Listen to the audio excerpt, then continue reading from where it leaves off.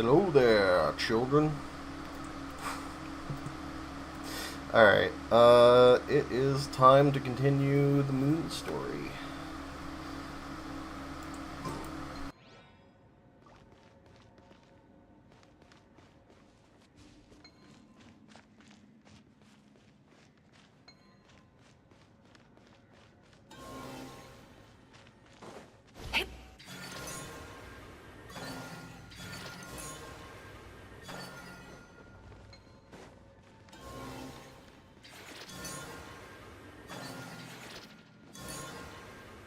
We should be able to start the elevator now, right?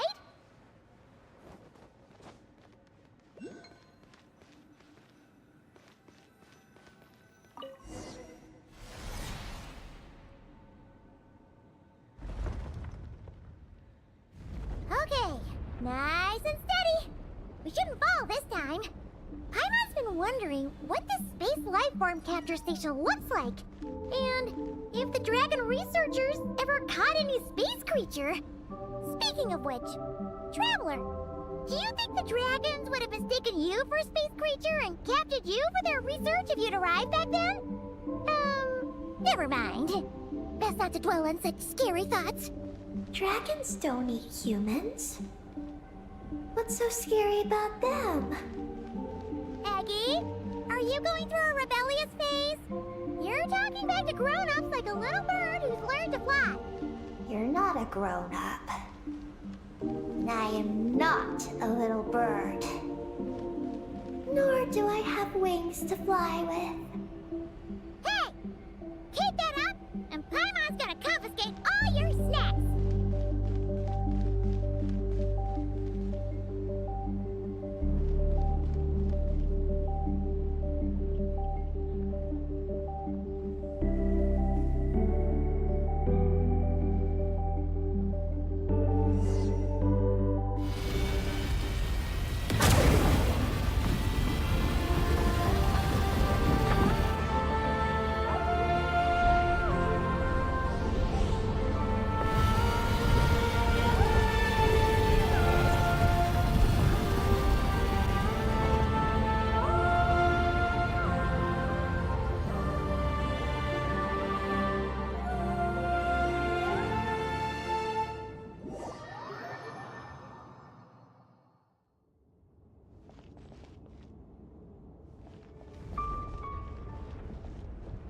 Look!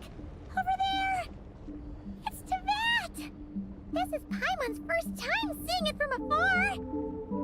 It's beautiful! Are we about to enter outer space? So, the space lifeform capture station really is in space! Wow! Good going, Ungie Ungie!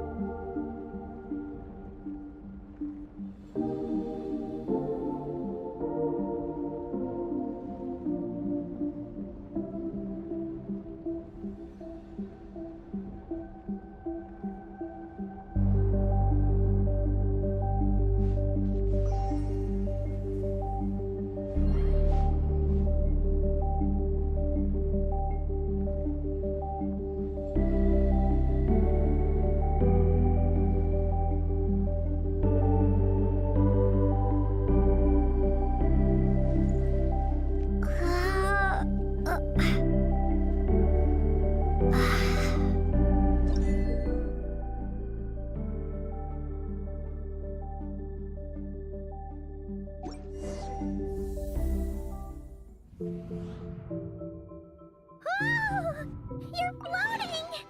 Looks like we really did get sent into space! Let's search this place carefully first. Paimon just hopes we don't get jumped by any space life forms.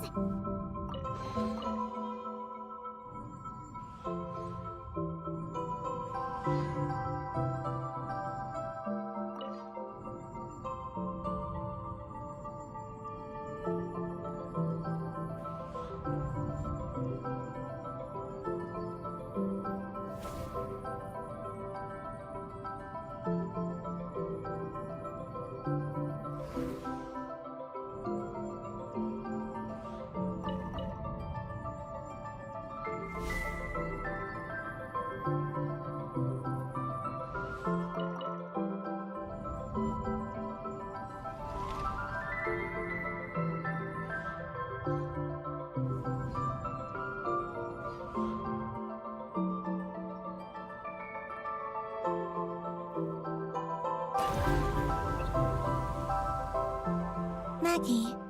How's everything going?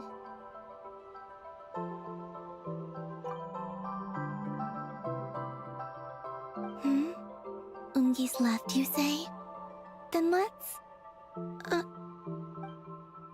one moment. We appear to have guests.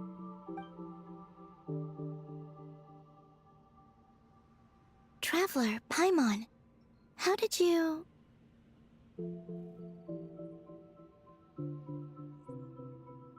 Columbina! It's really you this time! Finally! We found you!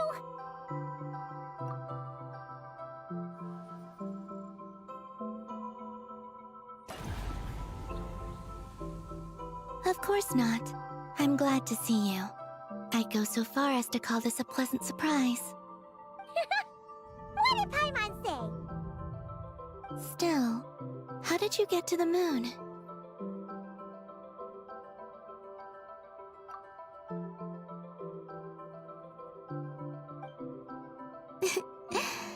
I suppose that's the moon's gravity for you. It was even able to pull your journey into its orbit. Paimon wouldn't have stumbled into this situation if it weren't for Eggy being so confusing. Eggy? Is that your name now? My name is Ninin. She's Ninin, aka Eggy. Please don't blame her, Paimon. I, too, am partly responsible for this. Oh, Paimon was just kidding. But why would you say that? What exactly happened between you two anyway? Let me see. After returning to the moon, I had an idea. I wanted to tidy this place up and then invite my friends to come visit. So, you were going to throw a moon party! Yes. So I spread my power throughout the moon, checking every corner to make sure it was safe. Soon, I discovered some things I did not understand. Ninin was one of them. I still don't know what she and her kind are. Eggy? Isn't she a Kuhenki? You know, just a slightly different color. Well, a completely different color, but that's no big deal, right? I'd say their origins are different. The ones we see in Teyvat are born from my Kuvaki. But the power flowing through the bodies of the Kuhenki here comes from a moon of an earlier era. Beyond that, there are other things hidden within Ninin's body which have nothing to do with the moon. Nothing to do with the moon? No wonder you said she isn't a Kuhenki. Maybe this is what caused her kind to develop such unique behaviors. What kind of behaviors? I discovered Ninin in an underground forest. She was very weak and unconscious at the time. I tried to heal her with Kuvaki, but to little avail. After bringing her back to the surface, I found that she began subconsciously consuming her kin. Only then did she slowly awaken. Wait! She ate her own kind? Yes. Kuhenki would never do this. I believe only certain abyssal creatures would. But the power that flows through Ninin does not derive from the abyss. I consumed others of my kind. I don't remember. You weren't fully conscious at that time. And perhaps I should use the word merge. They gave themselves to help awaken you. Yes, that sounds less like a horror story. Well, Paimon's still a bit uneasy. Yes, I had my concerns as well. So I brought her back to Silvermoon Hall to keep her away from her kin for the time being. So, you did that to isolate her? But what about the regular Kuhenki? What if Eggy started absorbing them? Don't worry. That only happens between Ninin and her own kind. I lent lent her my power so the Frost Moon Scions wouldn't worry if they suddenly discovered a Black Kuhenki, but couldn't find me. Though, I didn't expect you to come back here. I am sorry, but I must reclaim my mission. I don't know what your mission is, I'm afraid. But if the moon's gravity has brought you back here, perhaps I can help. You said that she can absorb the power of the ancient moon from the terminals in the ruins. That seems like a safe approach. Oh yeah! We ran into other Kuhenki like Eggy on our way here too, but we didn't see any of that eating her own kind stuff. Could it be because the power of the ancient moon in the terminal was enough to keep her full? That sounds likely. That said, Eggy couldn't absorb anything from the terminal at the entrance to Ungian Circle because it was being affected by the moon's power. Was that your doing, Columbina? No. That's due to the upheaval in the lunar sea. It kicked off an Archeoloon storm, which in turn spread highly concentrated ancient moon energy all the way here. As it happens, I'm on my way to take care of that. Otherwise, this power will cause harm to all living beings other than Kuhenki. That won't do! Paimon still wants to attend your moon party! Maggie, You mean the Mega Kuhenki we saw earlier?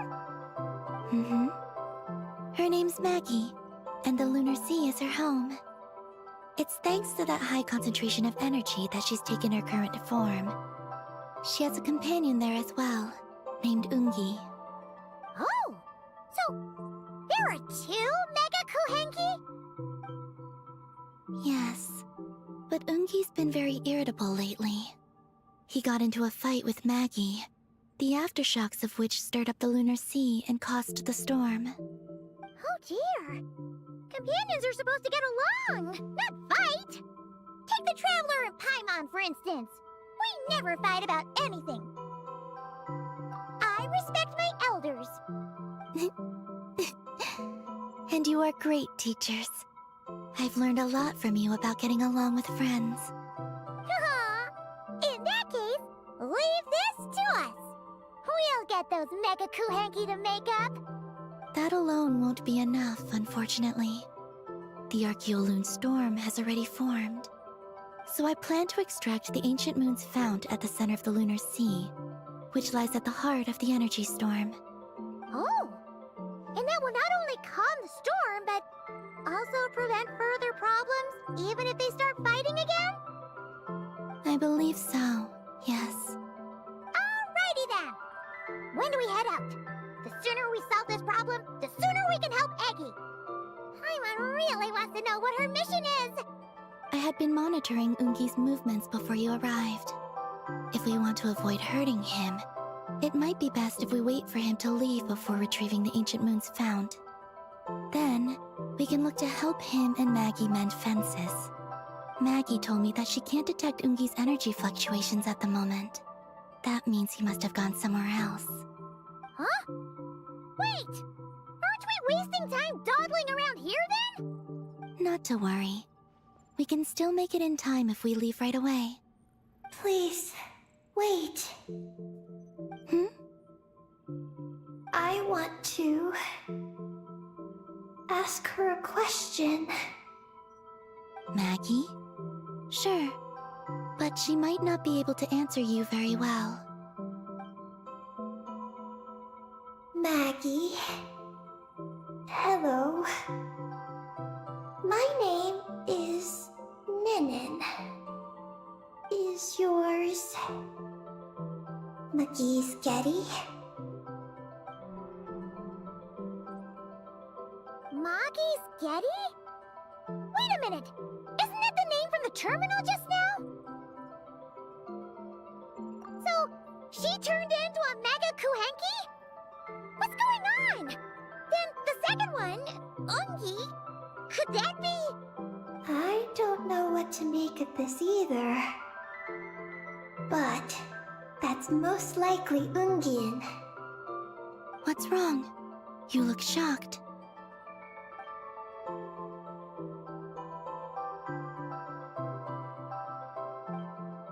Two dragon researchers and Project Moongazer?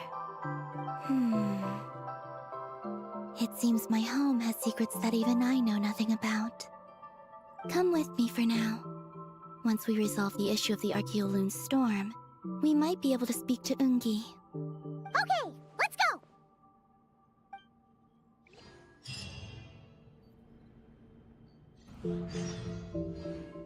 Maggie, please show my friends the way.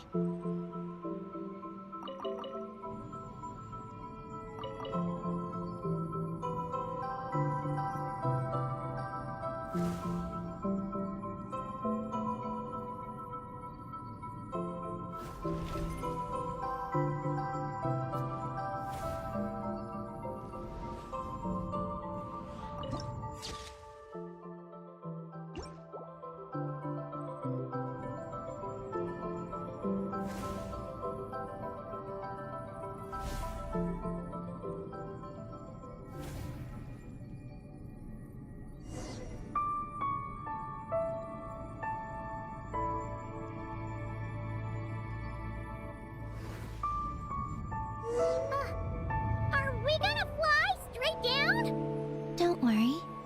I'll keep you safe.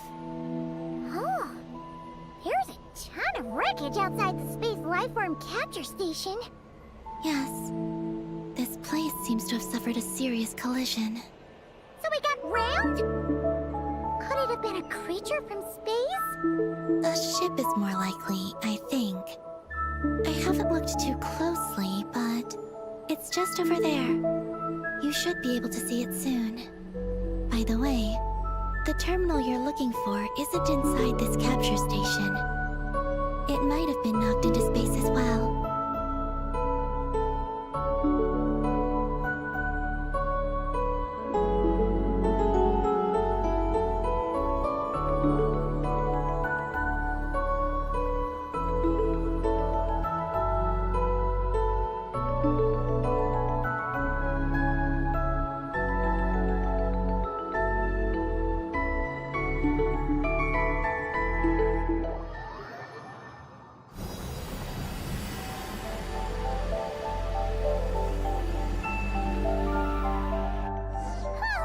We finally made it down! That was even crazier than falling out of the escape pod! Stay close to me. We're about to accelerate. Ah! Not again!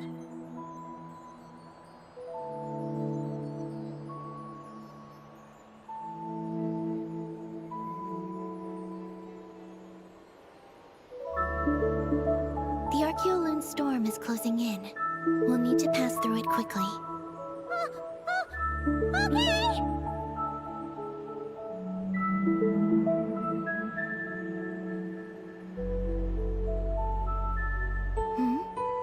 Maggie seems to have sensed Ungian's presence. What? He's back so soon? We'll need to be more careful from this point on.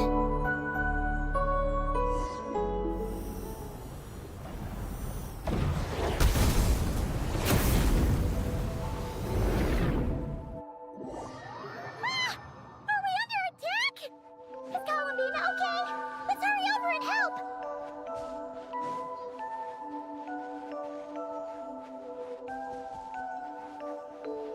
Maggie's been shut down!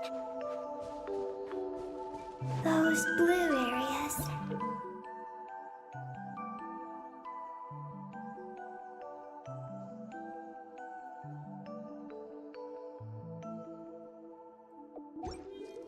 Contain high concentrations of the ancient moon's power.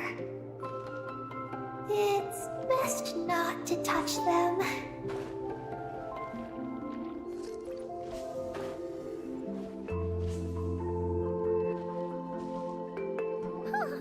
Are you alright?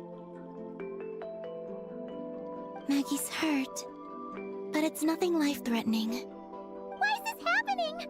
Aren't they supposed to be a couple? Is this what people call a domestic dispute? Where'd you even learn that phrase? Anyway, we gotta stop that guy. You saw it all just now, right? Ungi's the exact same color as Eggy. The only difference is, he's huge. Do you think he ate a few too many Eggies or something? Wait for me to grow as big as him. Then I'll tell you, Paimon. Ugh. Oh, fine. So, what do we do now? Should we fall back and wait for another chance now that Ungi's back? Yes. The Archeoloon storm is closing in on Ungian's circle, and there are many little creatures living there. All right. But be careful. I need time to treat Maggie. Just keep Ungi busy until I get there. There are some small schools of Kuhenki living in the Lunar Sea. I'll ask them to help you out. Okay, leave it to us. I'll help too.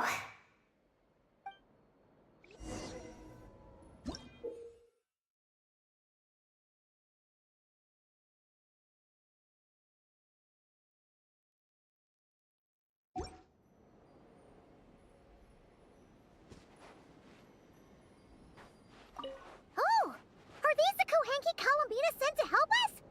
Looks like they're pointing the way. Let's follow their lead.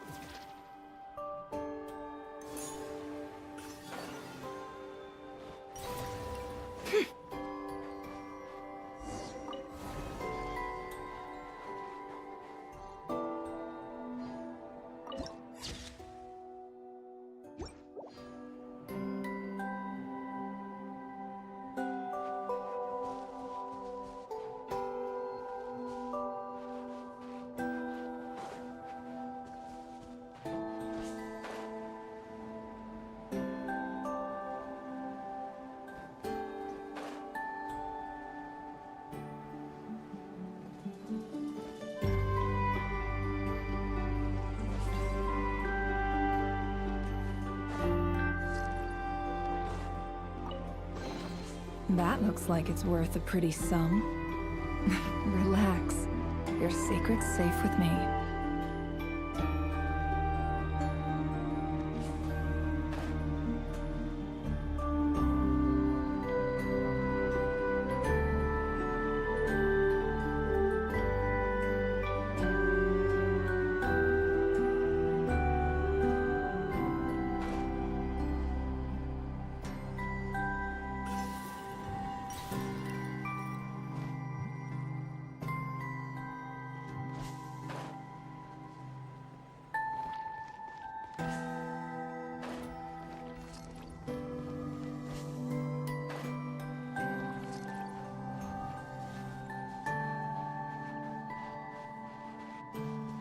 Why are they all crowding around here and not leaving?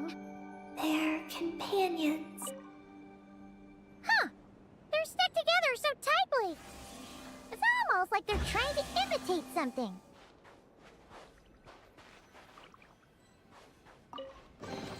That looks like it's worth a pretty sum. Relax. Your secret's safe with me.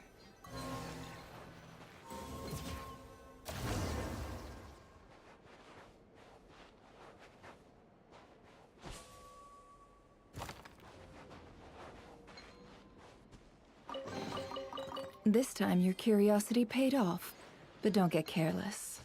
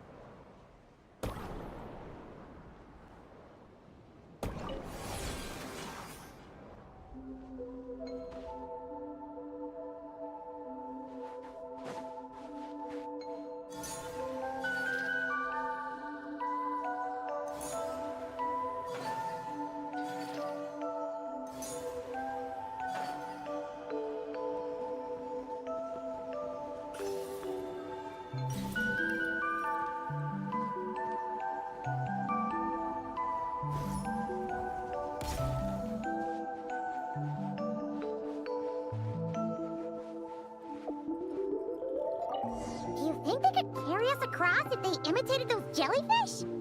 Wow! They pulled it off! They're awesome!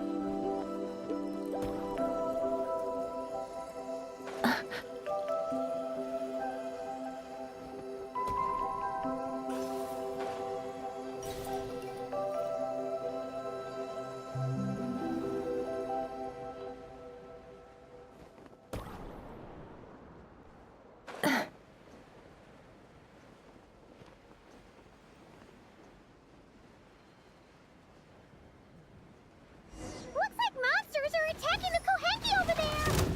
Huh? Did those little guys turn into a shield to protect the other Kohenki? Receive my blessing. With one heart, the deception ends here. Can't hide the truth. Let's see what you're made of. This time your curiosity paid off, but don't get careless. Since this school of Kohenki can mimic jellyfish, do you think they could mimic that whale over there, too? Haha! They can! Ah, these little guys are amazing!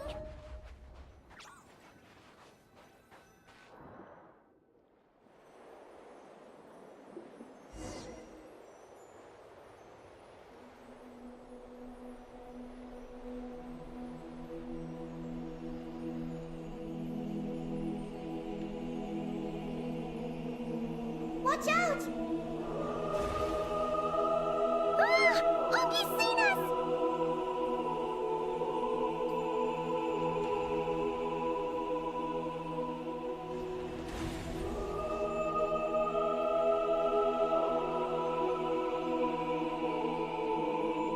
Oh, that was close. We did a great job completing our mission, though. We've got Ungi's undivided attention. He's definitely tracking us down now, so we gotta be super careful moving forward.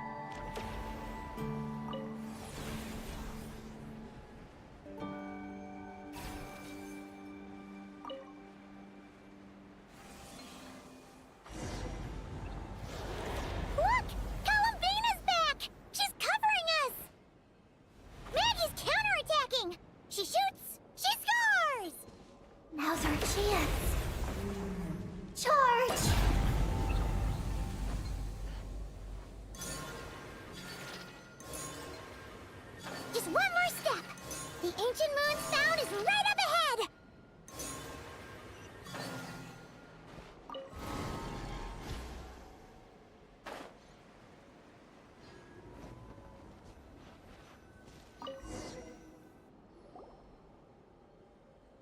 We finally got our hands on the fount! That's mission accomplished, right? I sense there's information I need in here.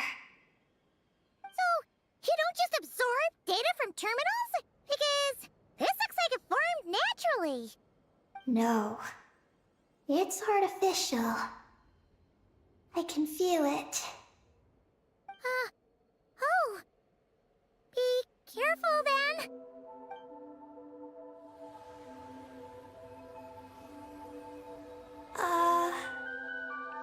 Just as I thought.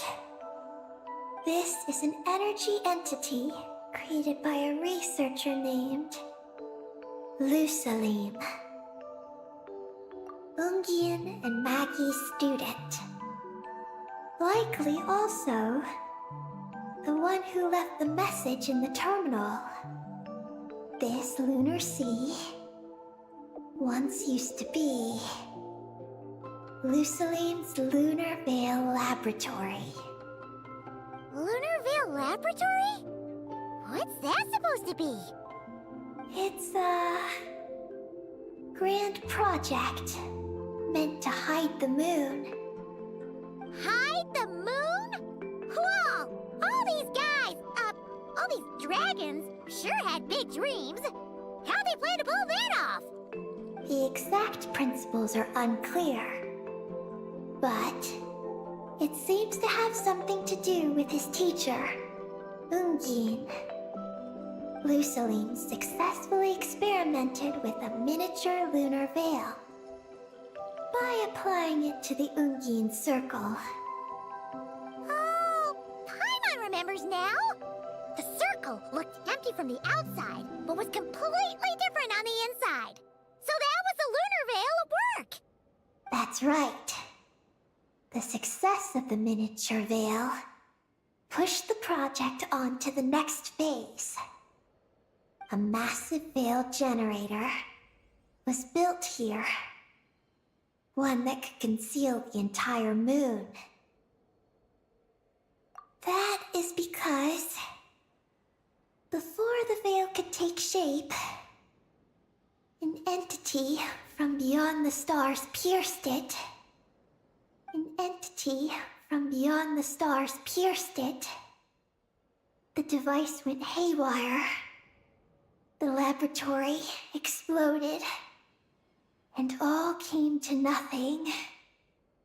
Only deep underground might some traces still remain. Wait, a being from beyond the stars? Could it be? No one anticipated the entity's arrival, but it changed everything. Lusalim had designed the lunar veil as a crucial part of Project Moongazer, but it had to be suspended. So, what exactly is Project Moongazer? Look out! Oh no! Ungi's below us! Quick, get out of the way!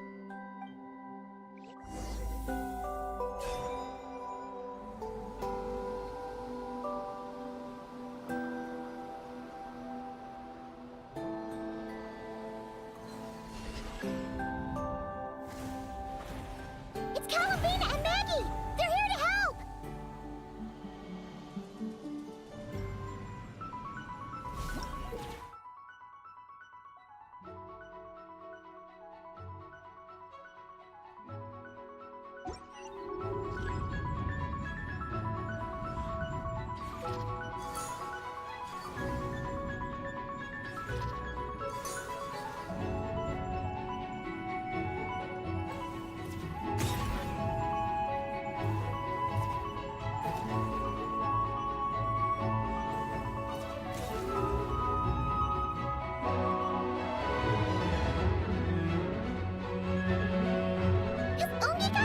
crazy? Isn't there any way we can calm him down? His body seems to be entangled in knotted moonlight vines. Is that what's driving him nuts? Traveler, could you try removing the vines?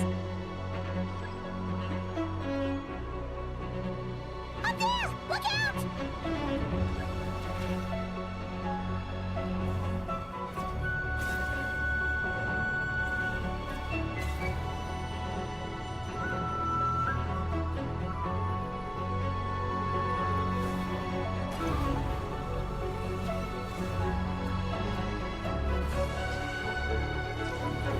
Looks like he's prepping a huge attack!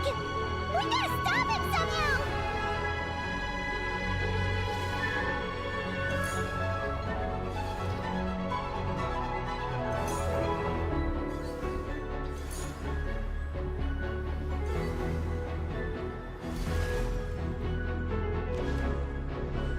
Looks like it's working! Come on, let's get rid of those vines! I've got you.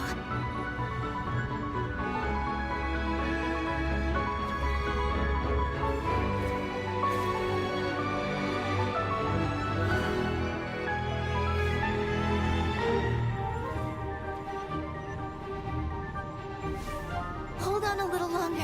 Maggie's shaking him off.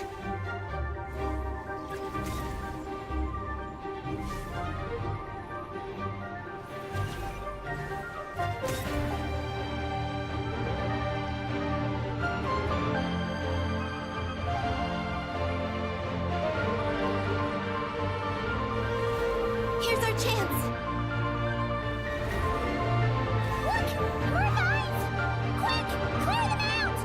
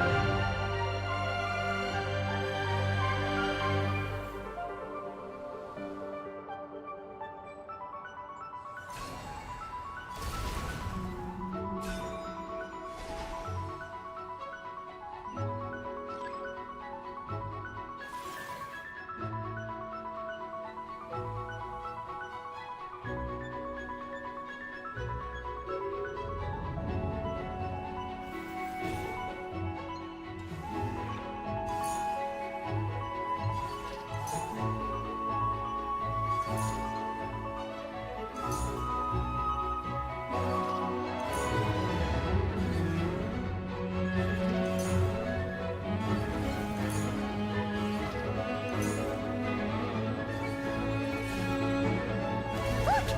Vines are sprouting from Umi's head! Quick! We gotta remove them!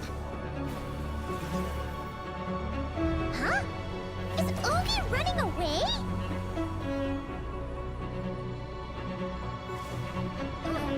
Where'd he run off to? Down below.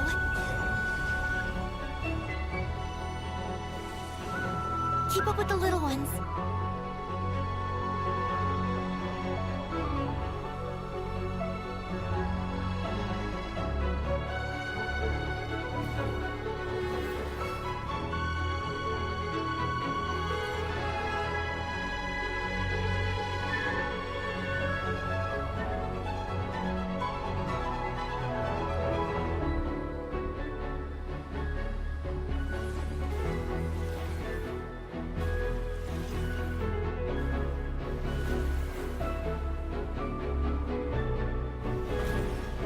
Here's our chance.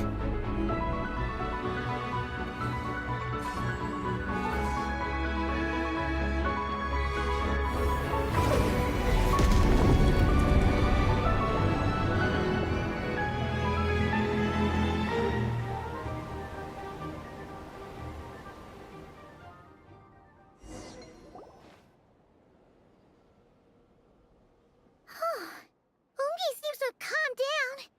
So, were those vines the real culprits all along? He's still in pain. I can tell. His mind's been thrown into chaos, and he can't communicate with me. It's because of the information inside him. I can feel it. He and I are of the same kind, after all. What are you doing, Eggy? His body has information from Ungin's circle within it. Do you remember how there were moonlight vines growing near that terminal? You mean he was the one who absorbed the information from there? Yes. That information may contain details regarding Project Moongazer. That must be why I'm here. But you'll be putting yourself in too much danger! Paimon, let Ninin go. She was born on the moon, and I was the one who, out of worry, sent her to a place thousands of miles away from home. She did everything possible to return here with your help, back to her homeland, all for the sake of her mission. That determination, it's remarkable. I don't think she wants to be protected, even if it's out of goodwill. But Columbina! Paimon's worried precisely because she's trying so hard. You know, even though she's hit her rebellious phase and hasn't shown Paimon any respect for a while now. And maturity is what follows that period of rebellion. Paimon, if you let me go, I'll respect you so much, even the moon will seem less important by comparison. But this guy's huge! What if it swallows you? If that happens, then that must also be part of my mission. How stubborn can you get? Stubborn is one way to put it. But you could also say that this is a wish she holds most dear. That's right. Then go, Ninin. I have faith in you. Let this ray of moonlight bear witness to your choice, and bless you on your journey. This is... Thank you. Here I go.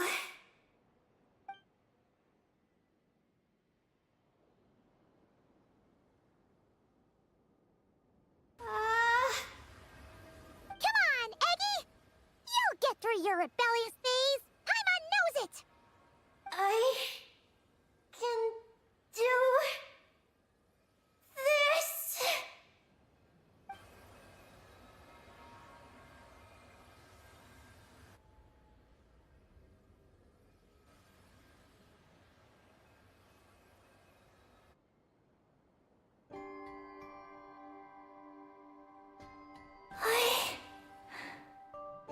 I did it. Looks like things aren't as bad as we feared. And thank goodness for that! Thank you. I've obtained some critical information. I know what transpired at Ungin's ring and the space lifeform capture station. All right. What happened? I'm curious too. It all comes back to that mysterious signal from deep space. It finally appeared again. Many years after the Dragon Pioneer's passing. But, even so, the Moongazer Tower he designed, the Eye of Ibn Bellum, captured the coordinates of that second signal. Wait! He finally did it?! Awesome! So, where did the signal come from? From the depths of space. Far away from the moon. So far away that the spaceship could barely reach it.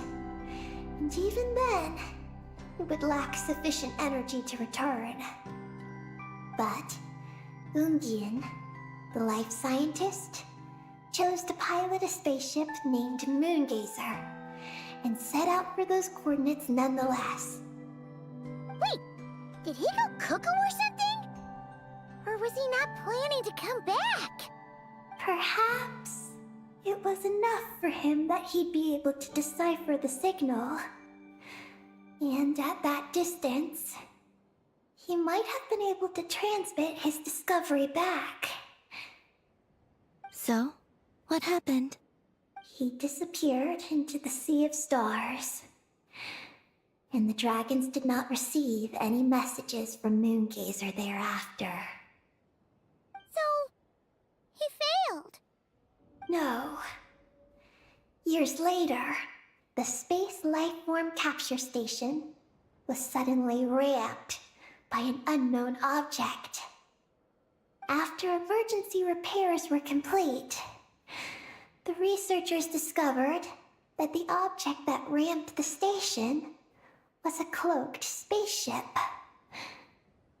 Cloaked? Like, invisible? Could it have been? Yes. It was the Moongazer. Though why it was cloaked is a mystery. Ungian's wife, McGee's, was the first to enter the spaceship.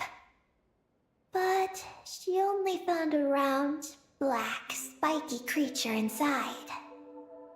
Archeoloon spectrometers indicated that the creature matched Ungian's data signature. What happened?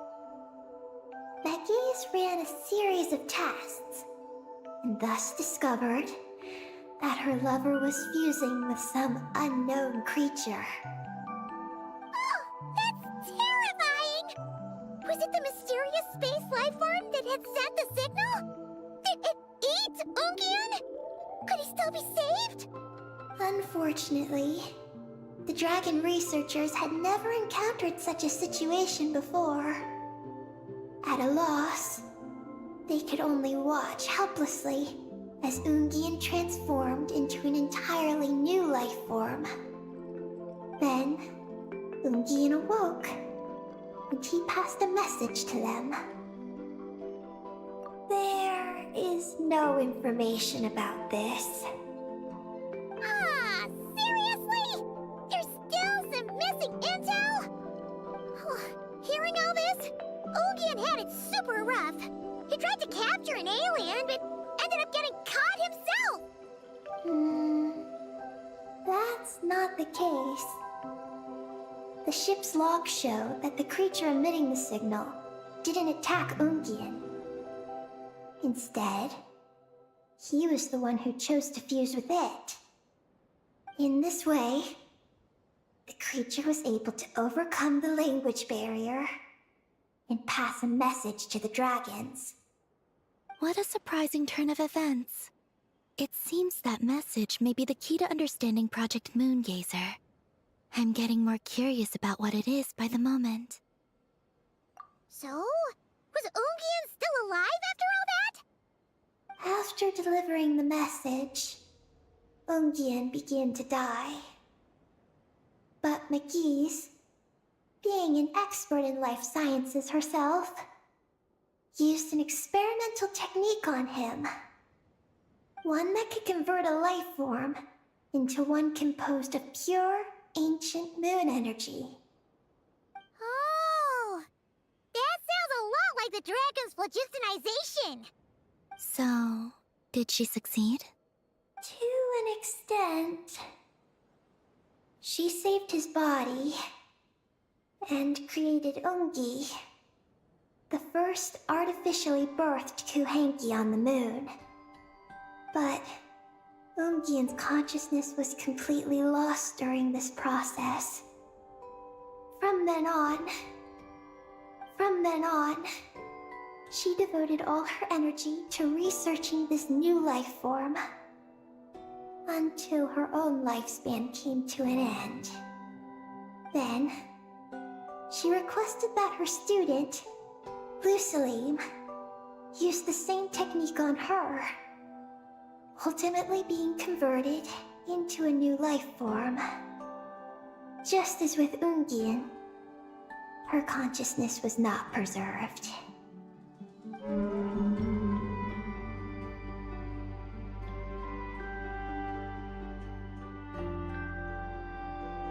So this is your story.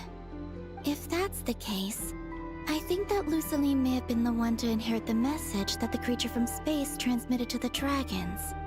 Did he also establish a research facility somewhere? That's most likely where we'll find the key to Project Moongazer. Oh? Did you discover something?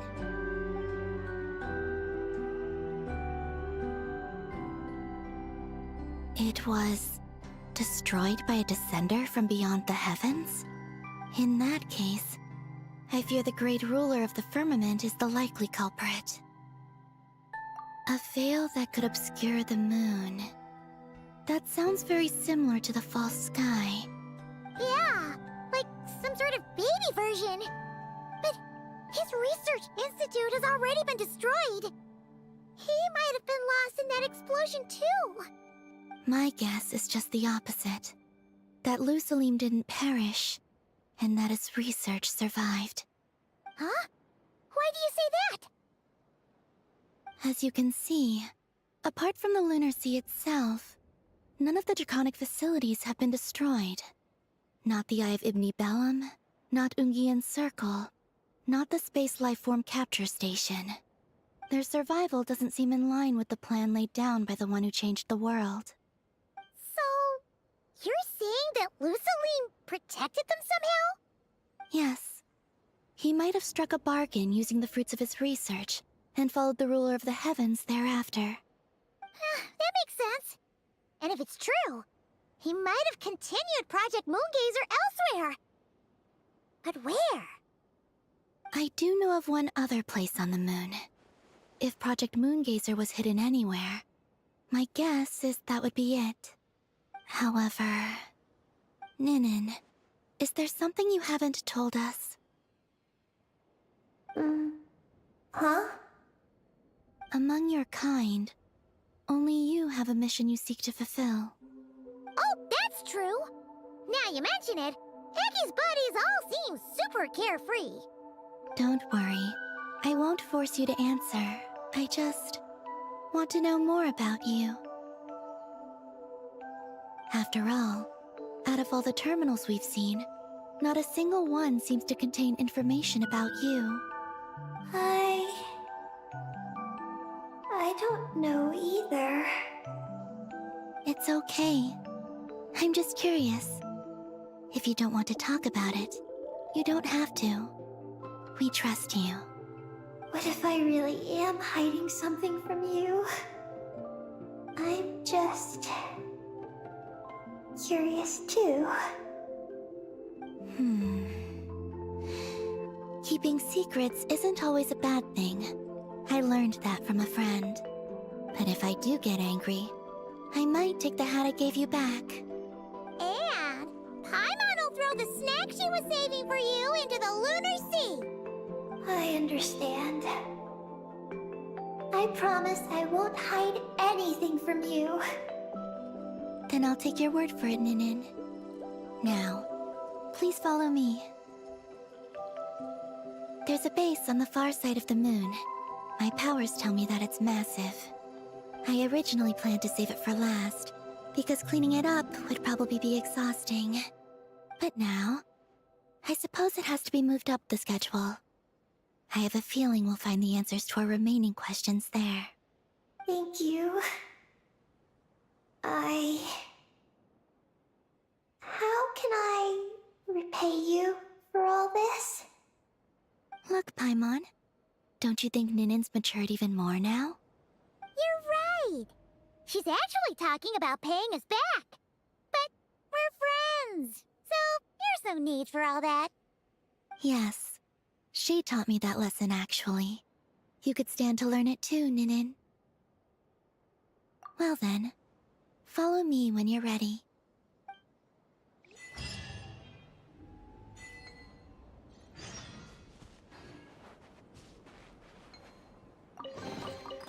That looks like it's worth a pretty sum. Are you ready? Let's go then. Follow me closely, just like before.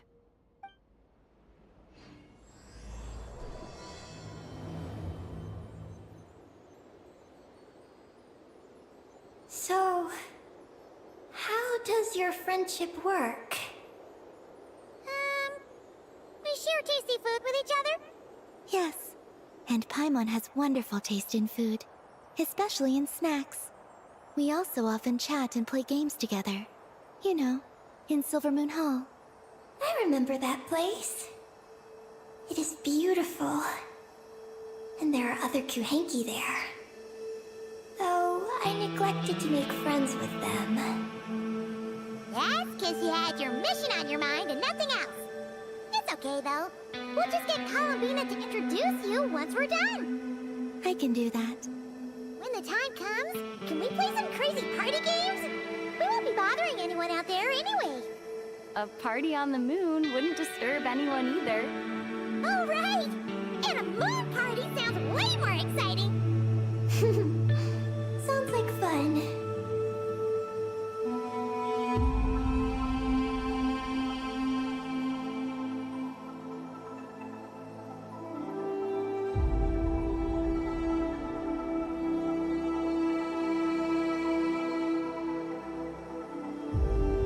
Look! Looks like there's something up ahead! We're almost there.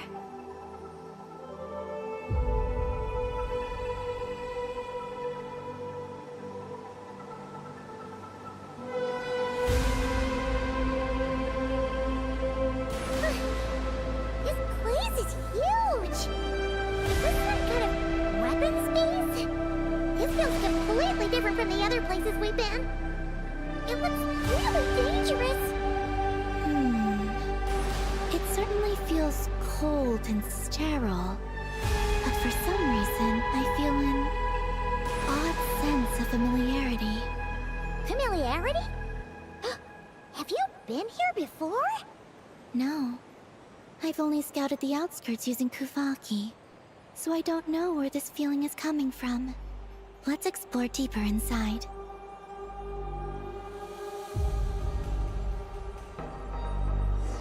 Something's coming! We gotta scoot!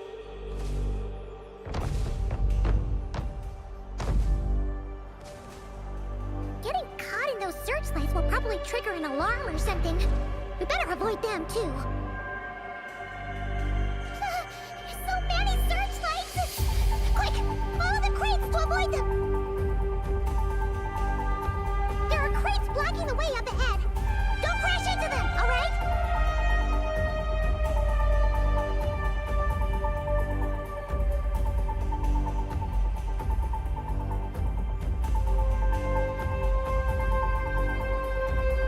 There are too many searchlights up ahead.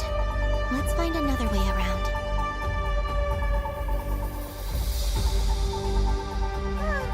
Those floating things look super dangerous. We better not let them touch us.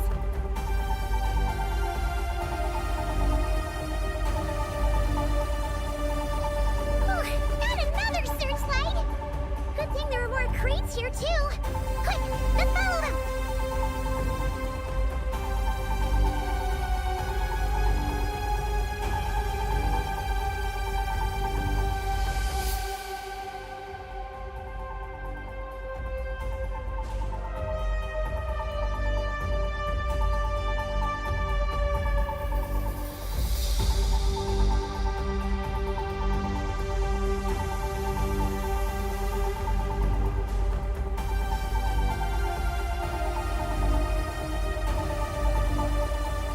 Oh no! The searchlights have us in their sights! Let's speed up and rush through. Look! Is that the entrance?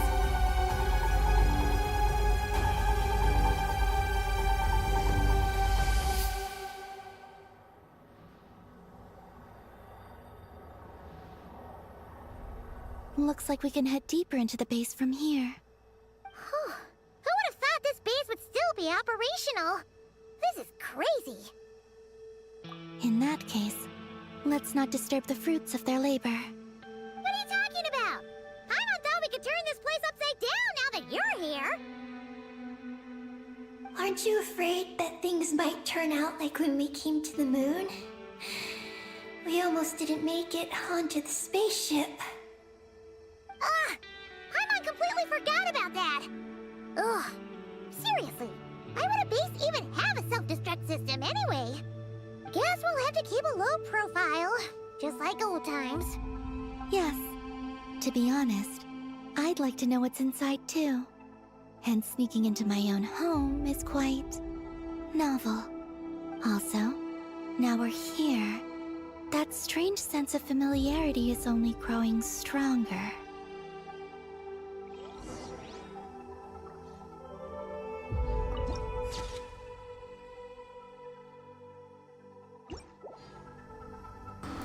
I bet this is where they created the original powers of the moon goddesses.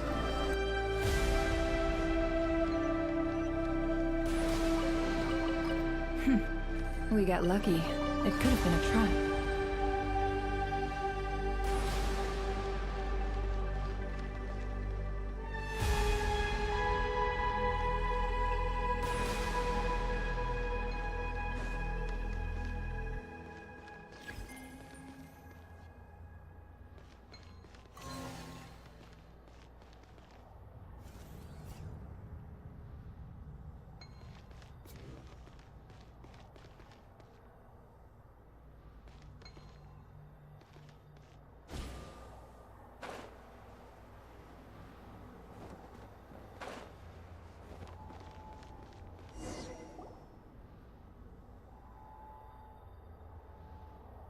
Great! Here's another terminal! Your time to shine, Eggy! Terminal activated. Requesting base data. Base data acquired.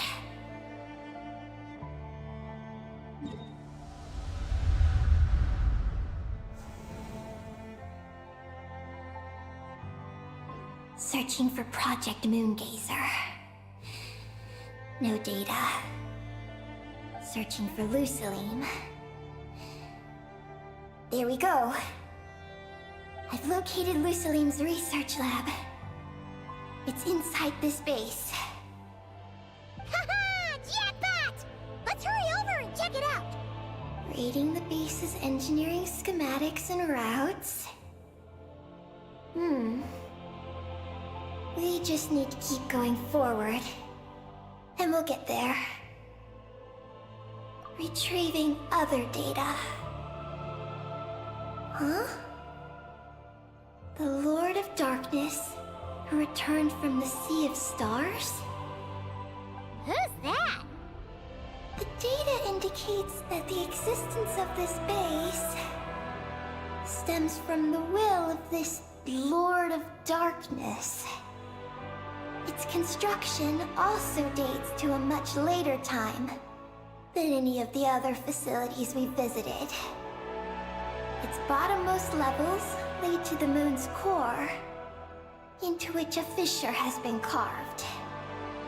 An endless stream of ancient moon energy surges from the fissure.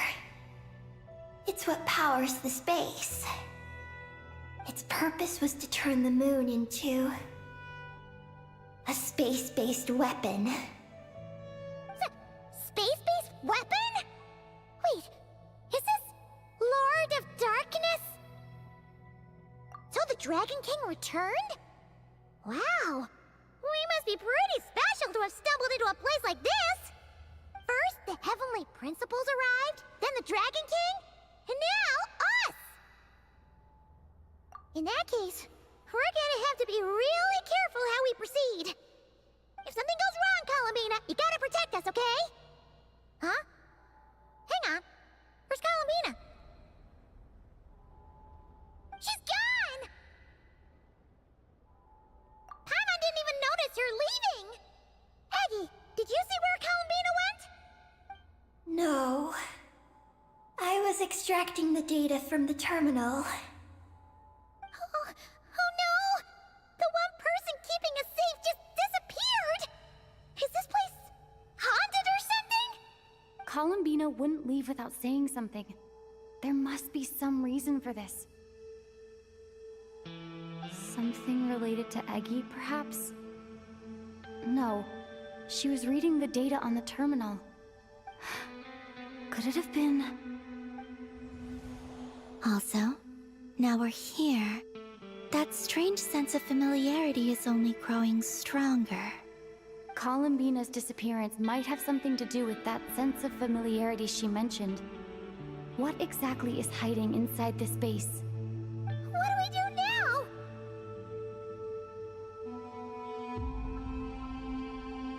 Yes. That place must hold the secrets the space conceals. We might find some clues about Columbina's disappearance there.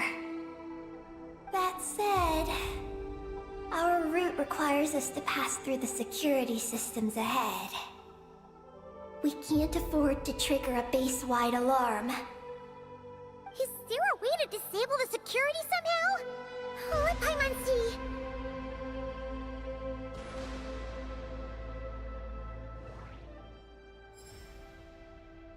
That route over there leads to Lucilim's lab, but we gotta find a way to switch the security out first.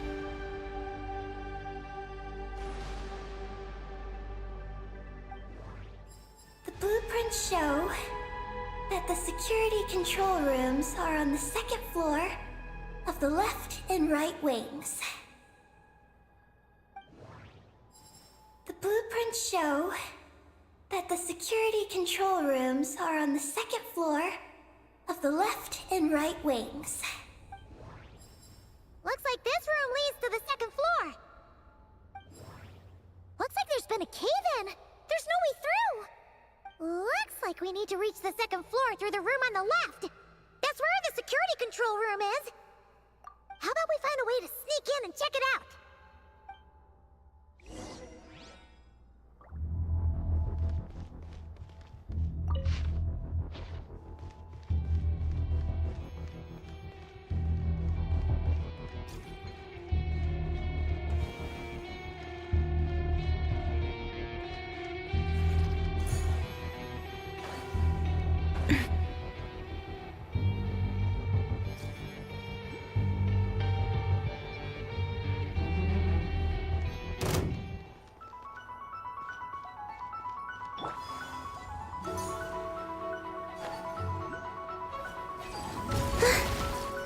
Wayne, Mind the side effect.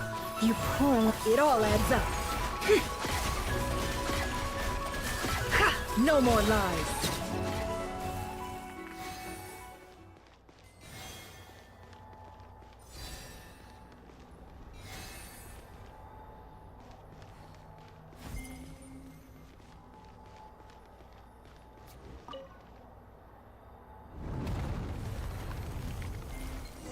We better not get caught by those patrolling machines.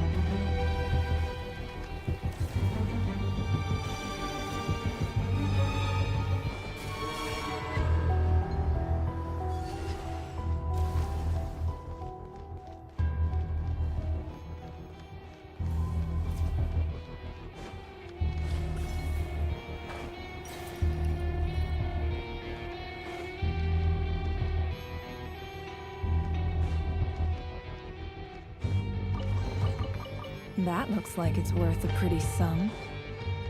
Relax. Your secret's safe with me.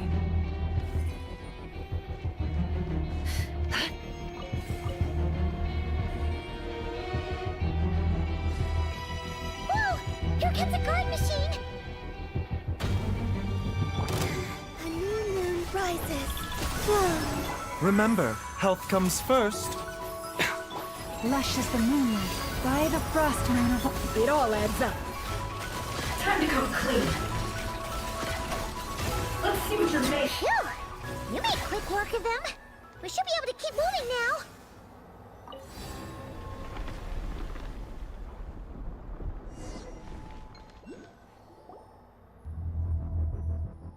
Can we turn off the security system with this?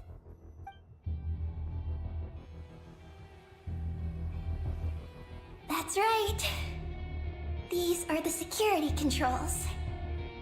But it seems we need to shut down both the security controls here and in the room on the right.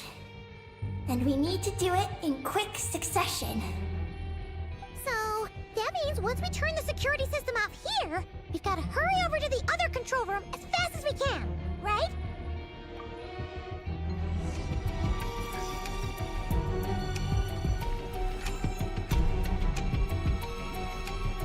Yeah. There are patrol machines up ahead. Be careful now.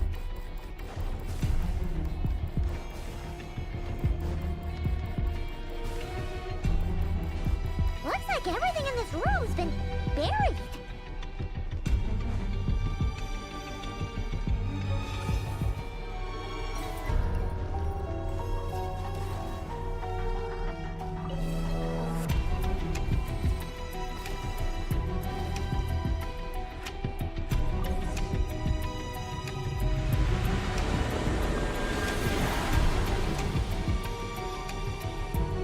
Great!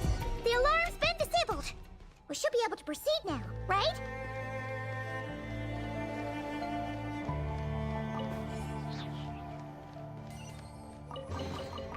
This time your curiosity paid off, but don't get careless.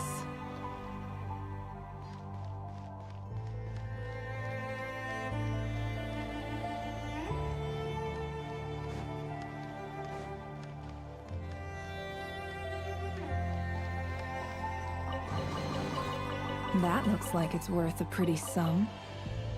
Relax. Your secret's safe with me.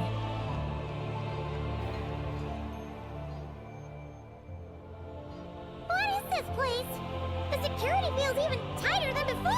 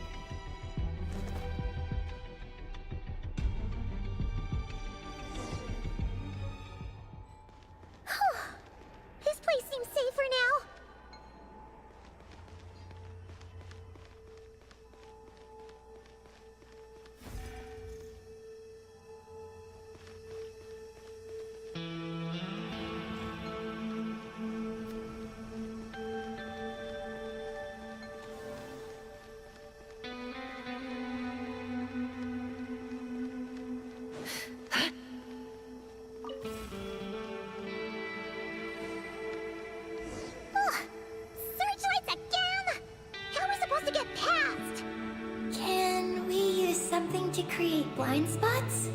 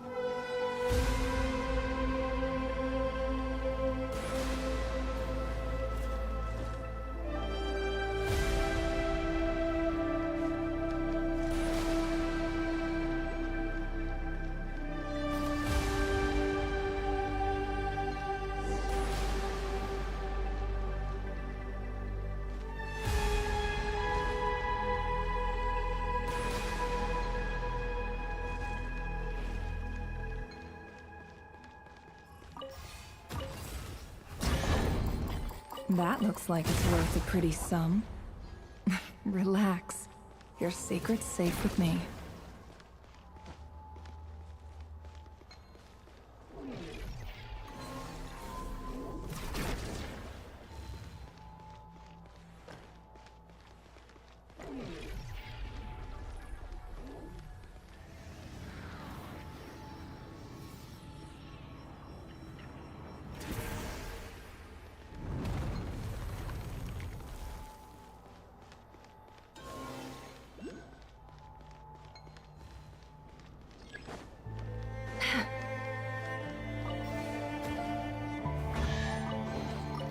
That looks like it's worth a pretty sum. Relax. Your secret's safe with me.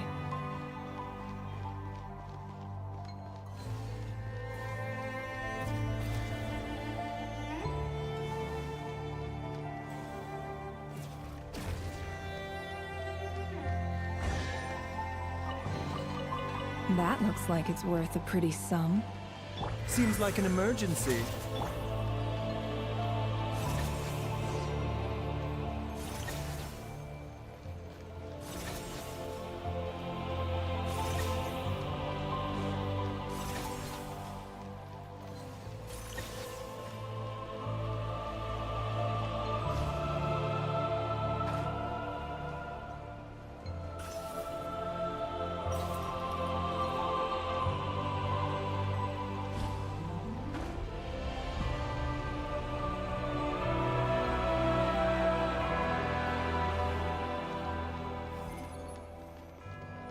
Finally! We're here! This has gotta be Luciline's lab, right? Hurry! Let's search it and see what we can find.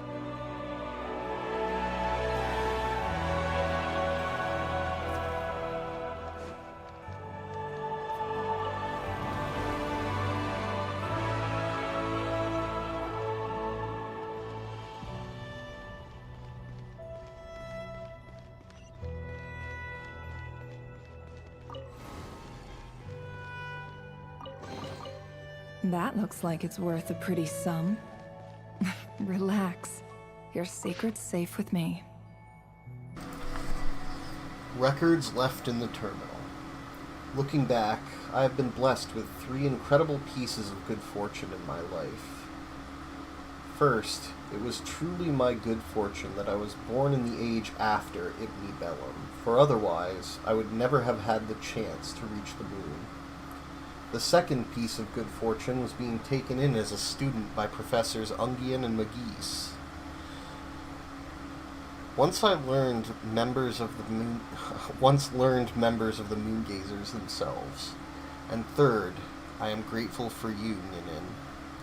Ninin, you did not come into this world the way we did. You are a true child of the stars. That is why I now entrust Project Moongazer, now only 1 step away from completion, to you. And that final step is life. Information and memory must be given away to be inherited and to circulate. The power of the moon's origin, granted to us by the moon goddesses, is enough to make this possible. I will not live to see the project completed, for I have sinned against dragonkind. I capitulated to that terrifying sovereign who was not of this world, and surrendered the precious results of our research. And I do not intend to escape judgment. But you know very well why I made that choice. You know what it was for. I had my own mission to fulfill. Now I believe in you more than anyone. I believe you can finish walking the rest of the road none of us could. From now on, everything that follows, I place in your hands. I hope that when I am gone, I can journey into the sea of stars. There, I would leave behind a few drops of tears, like cups of wine raised in tribute to my teachers. Then, I would gather a few stars and set them beneath the curtain of night, to form a single line that says, "The dragons were here."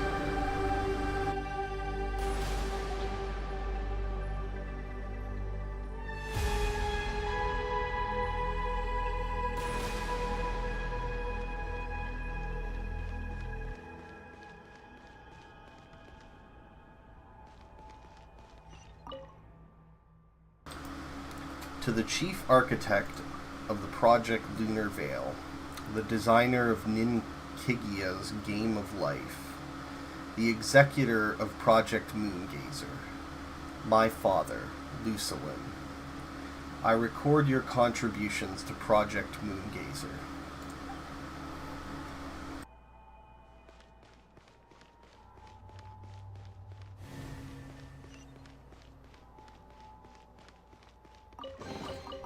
This time your curiosity paid off, but don't get careless.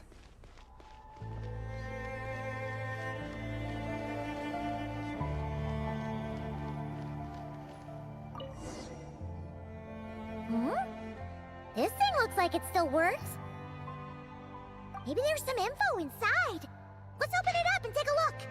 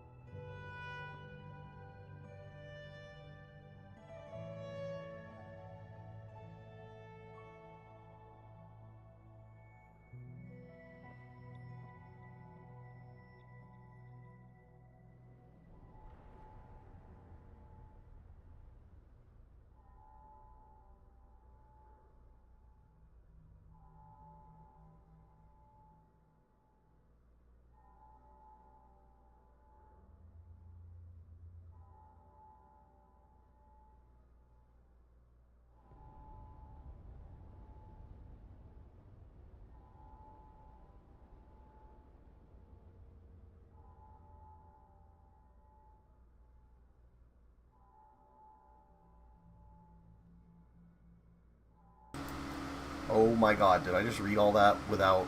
Hold on 1 second.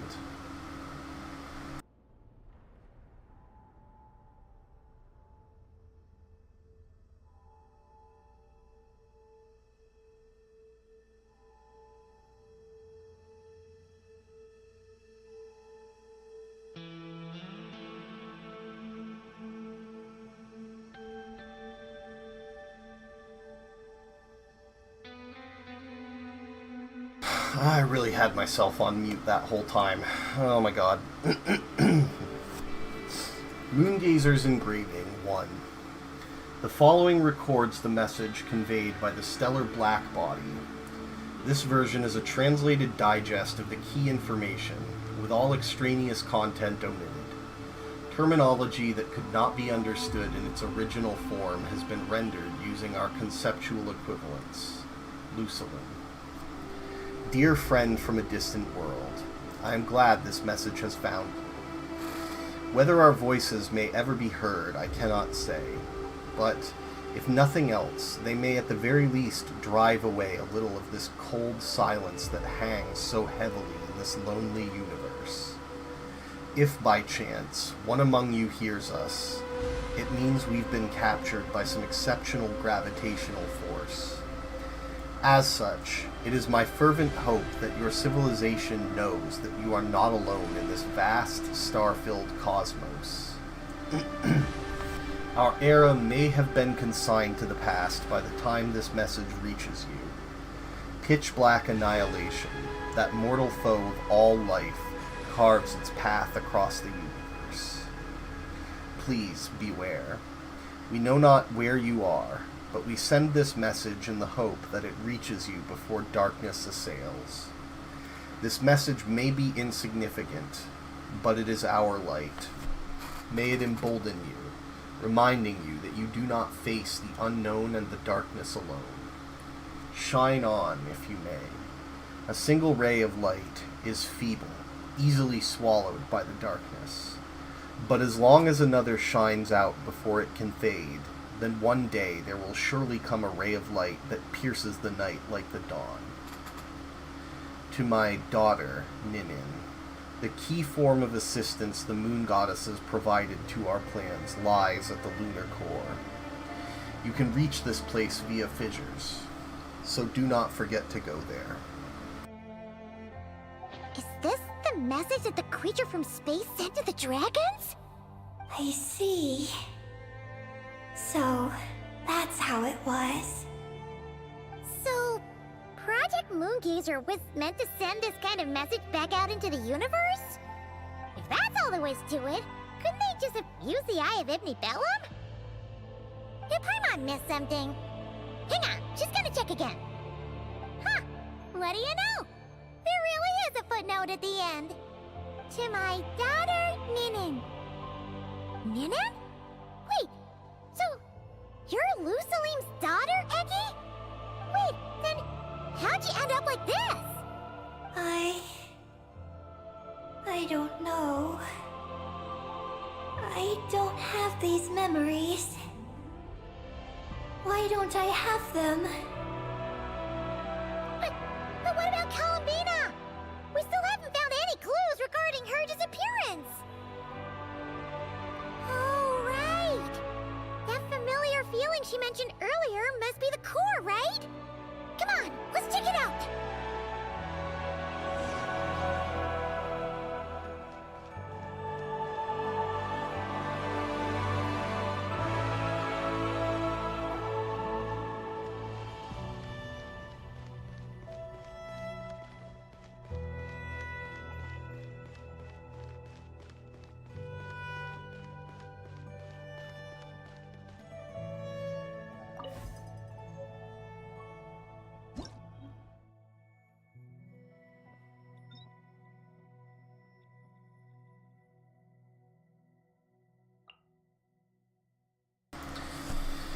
Volume 2. Note by Ninkigia. The following is a verbatim translation of the first message received. It is intended solely for research purposes. The 3,655 lines preceding this section appear to be a record of a historical or perhaps mythical account of this civilization. They describe in considerable detail how an immortal named Isna Kurl defeated 7 different monsters, or possibly compatriots, in succession and ultimately brought the entire world under the rule of their empire. However, from this passage onward, the narrative changes dramatically. Its focus turns to Isna Kurl receiving word from another unknown land of a dark destroyer, and a decline soon to come. On the eve of the Empire's destruction, Isna Karel dispatches a final messenger to convey this news to other worlds outside the Empire. Beyond this, almost nothing is known about the civilization in question. We can only infer that they were inclined to place whatever they wished to express within long narrative poems framed in the third-person perspective. Otherwise, it is difficult to explain why they would choose such an excessively verbose and easily misunderstood form to convey what could otherwise have been a fairly concise and straightforward message. Then thus said Isna Kurel, "What words do you bring before me? What words would you lay at my feet?" And the that had come together in assembly answered. Note by Ninkigia, the unknown term in this line cannot be reliably inferred. However, judging from the context, it appears to encompass the meanings of brothers, friends, rulers, and servants all at the same time. These are the words we bring before you. These are the words we lay at your feet. O Isna Karel, child of Gelver, ruler of Throg. Note by Ninkigia. The protagonist's biological sex, assuming such a concept exists for this species at all, is entirely unknown. The language itself also shows no obvious markers of gender. How shall your hands withstand them? How shall your contend with them? You pin their heads beneath your feet, and yet they shall rend your throat like... Note by Ninkigia. The unknown terms in these two lines cannot be reliably inferred. The former appears to refer to an organ belonging to this species, though apparently not a corporeal one. The latter may refer to some living creature, or to a monster of local legend, though no prior mention of it appears in the text. Uphold you in your doings, our, and good God will not. Walk alongside you, our, and good God shall not. Note by Ninkigia. The unknown terms in these two lines cannot be reliably inferred. However, judging from the context, it appears to encompass the meanings of merciful and good, and zealous for war and destruction at the same time. Send forth your messenger, though you may, yet dark destructions shall still find your world. Speak unto other worlds, though you may, no thanks shall be given for your words. He shall stand with us no more, he shall dwell with us no more, and return to our land too, he shall no more. Then said Isna Karel, child of Gelver, spoken thus you have to me, your has laid these words before me. Ninkigia note, it may be a word denoting the will or the soul, though the context suggests an organ located on the surface of this species' body.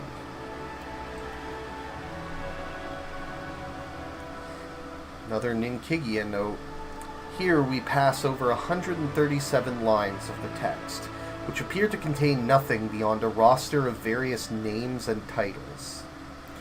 Thus shall I, the immortal, speak unto you, and thus shall I deliver these words before you. Our shining land, given unto us by the good god Nshagul, gleams like silver purified, and receives the praises of all nations far and wide. As I was born a god, and walk as a god, so shall you obey. Then said Isna Karel, child of Gelver, that which walks shall walk, that which dies shall die. Even the gods must submit to a law such as this. You have laid these words before me. Send not your messenger. Warn not the other worlds. And obey I shall not. My messenger is nimble as Fnost, and swift as Trinkuos, and like Omegrathine, racing through flame, he too shall sing his urgent cry as the third mud candle sputters out. The original wording of this line is presented as is. It appears to be a proverb of this civilization, though its meaning remains wholly obscure. When the Dark Destroyer comes, our world shall walk no more. Our gods shall walk no more. When the Dark Destroyer comes, our world too shall perish, and our gods too shall be no more. How could you think I know no fear? I fear more than all of you together. Fear fills me, and fear shakes me to the very core of my being.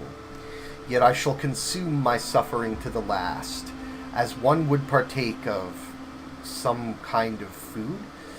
Never again shall my embrace bring joy to my partner. Never again shall I sing tales of grand and humble to my... Okay, let me restart that. Never again shall I sing tales grand and humble to my gentle young. Never again shall I behold you walking toward the future I promised. So, said the child of Gelver, tears falling from their eyes, their sorrow deep. Should I send forth my messenger, the Dark Destroyer shall take notice of our world and bring about its death. Should I withhold my messenger, the Dark Destroyer shall also take notice of our world and bring about its death. Thus shall I, the Immortal, speak unto you. All that their eyes behold, the Destroyer shall conquer. Here we pass over 32 lines of text, which broadly correspond to the third line of the general translation, but which are considerably more cumbersome and challenging to parse. Yet I shall make them the other worlds know, just as I was made to know. Warn them I shall, so that they may be ready. Warn them I shall, so that they may be watchful and summon courage in their hearts. O friends, know that you are not alone. We, the dead warriors, once faced the darkness as you do now. When the curtain falls on the day, when all light disappears from the horizon, when the earth is swallowed by the darkness, and when the sky is occupied by the darkness, and when Isna Kurel's messenger sets sail, the darkness shall destroy our homes, rend the crowns from our heads, and shake us to our very foundations. The original wording has been preserved as is. Its meter occurs only twice in the preceding text. Nonetheless, listen ye. This is our light. The original wording has been preserved as is. However, judging from the context, the verb used here is clearly used to describe auditory sense. Small and faint it may be, pure still it is, and as pure as when first it was kindled. May it be a light unto you. May your light also be heard. Dim is the light we have kindled, yet know the light, and you shall kindle it anew. Thus shall there be light to rend the darkness, and light that shall not be extinguished as ours has been. We are here, looking up at the starry sky. Whether civilization represented by the stellar black body was in fact the empire of the immortal Isna Kurel cannot be verified. It remains possible that this was another civilization that has tragically since fallen, one that has received the warning sent by Isna Kurel, but was still unable to escape its destiny in the end.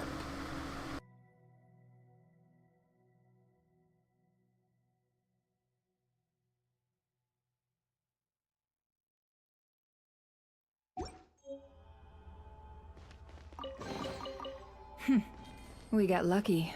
It could have been a trap.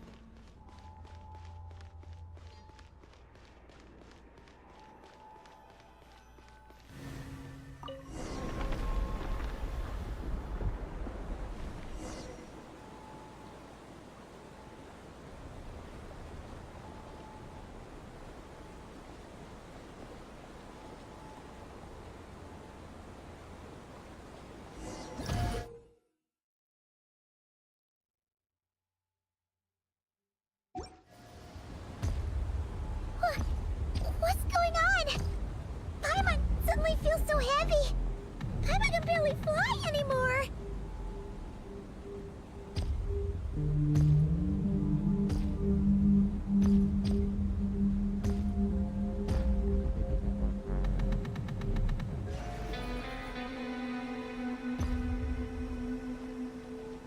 Ah! Why are we floating again? Ugh! Paimon's about to lose her lunch. Ugh! Not again!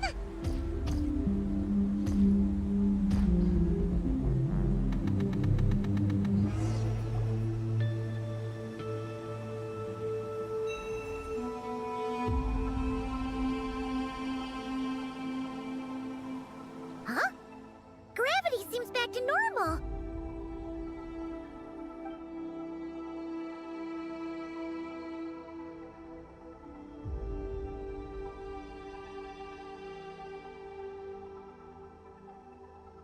Columbina! You're back! Was it you who fixed the problem just now? Talk about perfect timing! Oh, we were so worried! Where'd you go?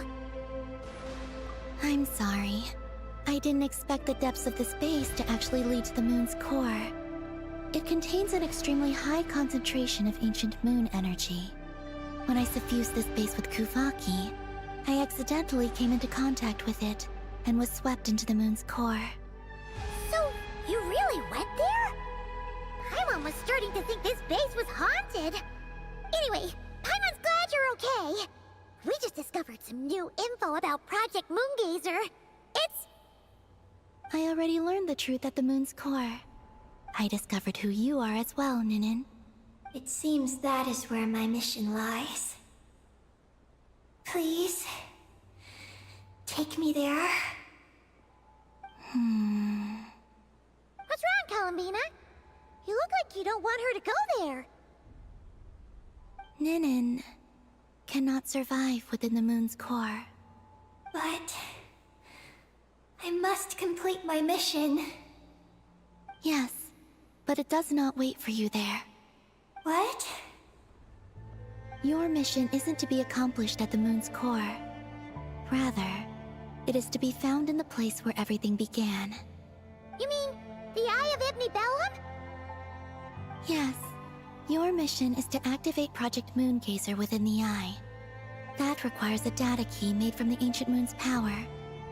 I can journey to the moon's core once again to retrieve it for you, but it will take some time.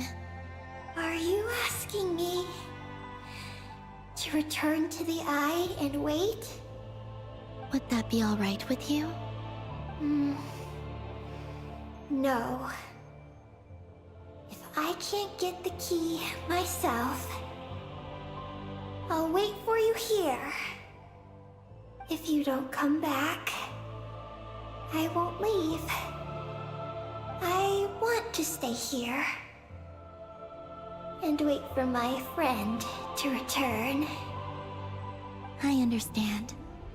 Thank you, Ninin. I'll be right back. If you insist. Huh, hang on! What about Eggy? Are we really going to leave her here all alone? Don't worry. I sent a message to Moggy's, and she's on her way. As long as she stays here, there's nothing else in this space that can harm her. Oh, Paimon's still a little worried, though. Maybe she should just stay here and keep Eggy company. Huh? Don't you want to see what the moon's core looks like? Yeah, but Eggy will get lonely here if we leave her all alone. She's also Lusalim's daughter, which is, well, something she only just found out. News like that always takes some time to digest. And it's not easy to handle. What if she starts to overthink things and runs off somewhere dangerous? So, Paimon's gonna stay here with her and wait for Moggy's. Just make sure to come back and tell Paimon what you see, okay? Thank you, Paimon. My estimation of you has gone up once again. In that case, Paimon will increase your snack allowance by 1 share.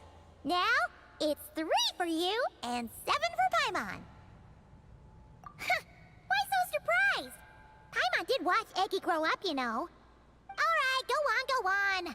The sooner you go, the sooner you'll be back. Don't make us wait too long. All right. Traveler, come with me.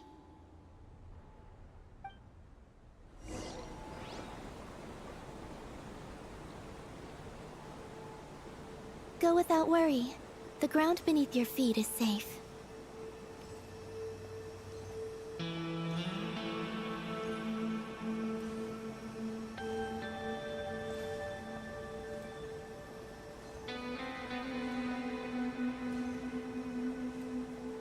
The finish line is down below. Don't be afraid. We'll go together.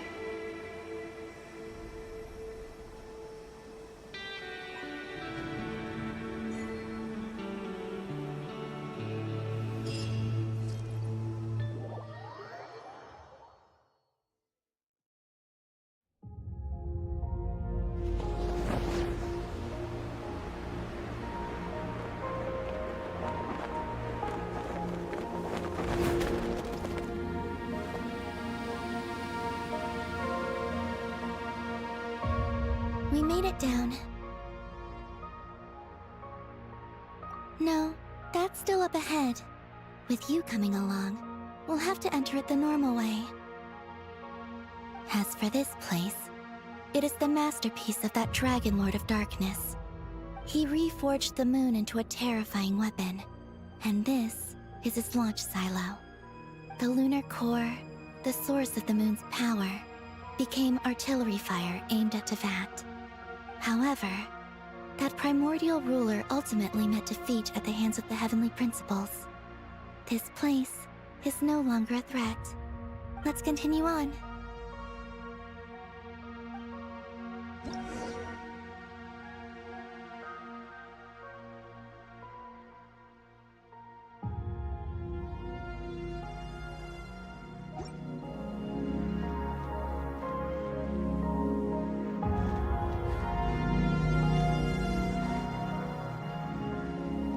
We are walking atop the wall of the launch silo. You've probably noticed that the gravity here is a bit off. It seems there are devices maintaining this facility.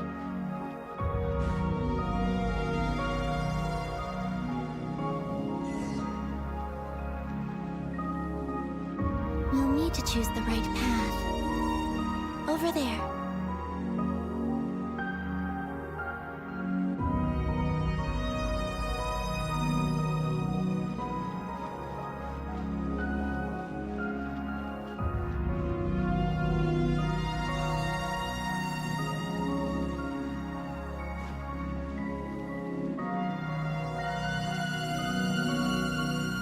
Watch out for those engineering mechanisms. Don't let them slow you down.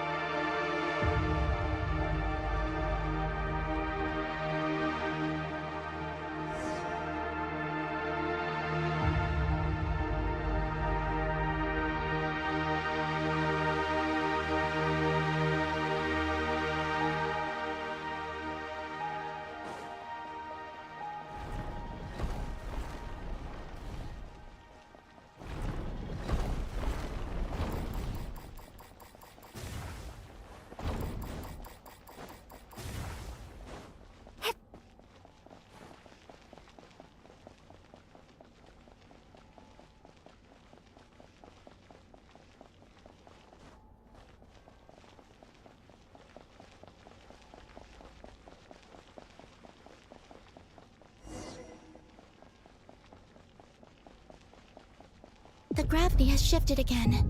Are you all right? We're almost there.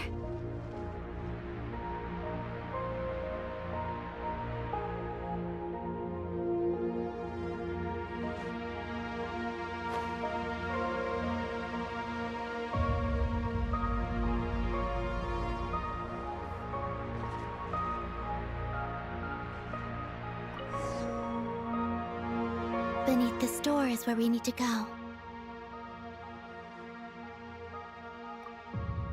You already have it with you. This is Lusalim's final facility. The one before was the Lunar Veil Laboratory, which is now the Lunar Sea. That's the one. Has the system detected us? Regardless, they can do nothing to stop us.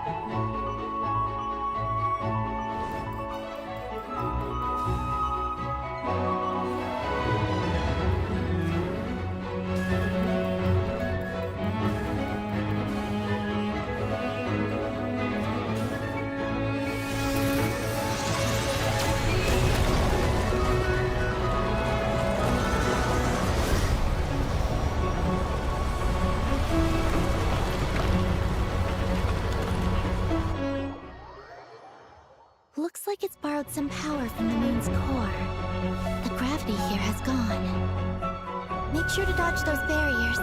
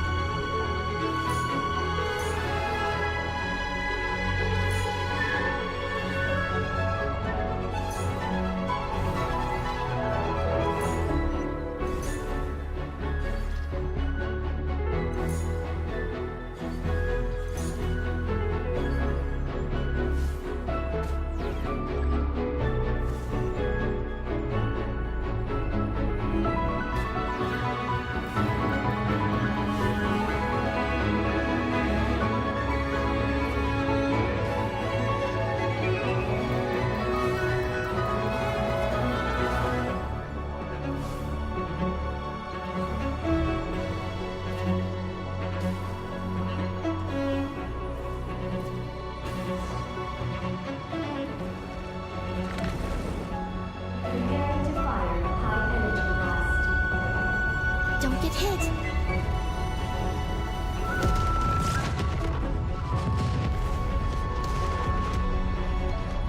Let's push forward while we have the chance.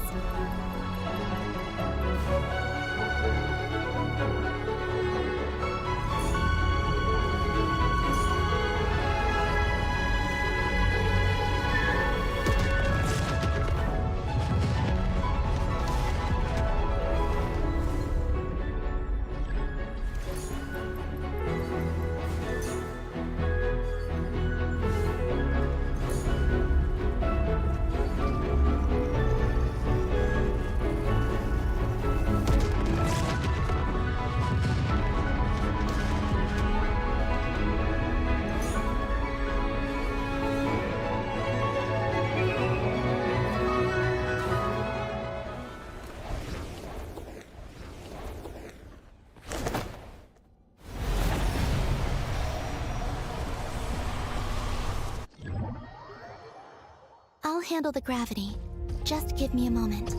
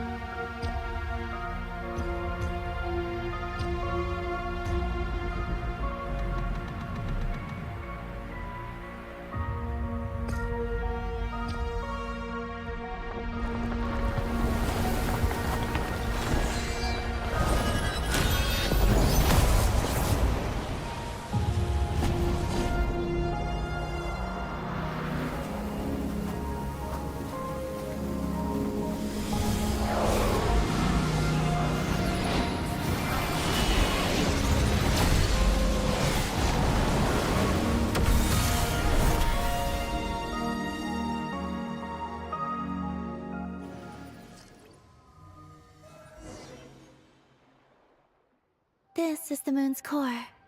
Beautiful, isn't it? The ancient moon energy concentration here is very high, so stay close to me. Let's keep going.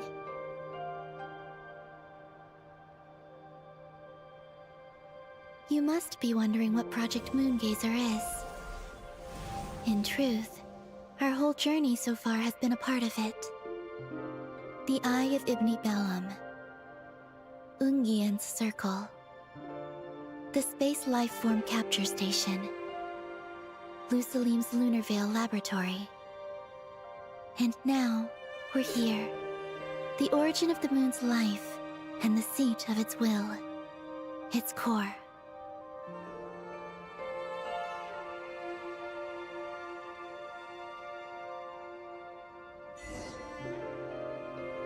Our journey has reached its end.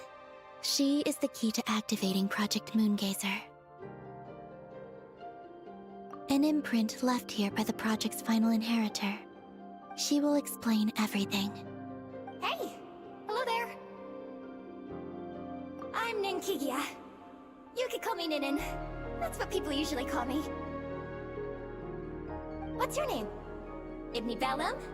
Ungian? Magis? Or are you Lusalim? No need to answer me. Unfortunately, I'm no longer here. This is just a recording. But, if you look at it another way, it's not unfortunate at all. You're here. And that means the plan was a success.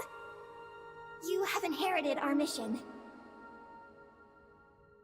You must still be very confused about a great number of things. Such as, who exactly am I? Let me tell you.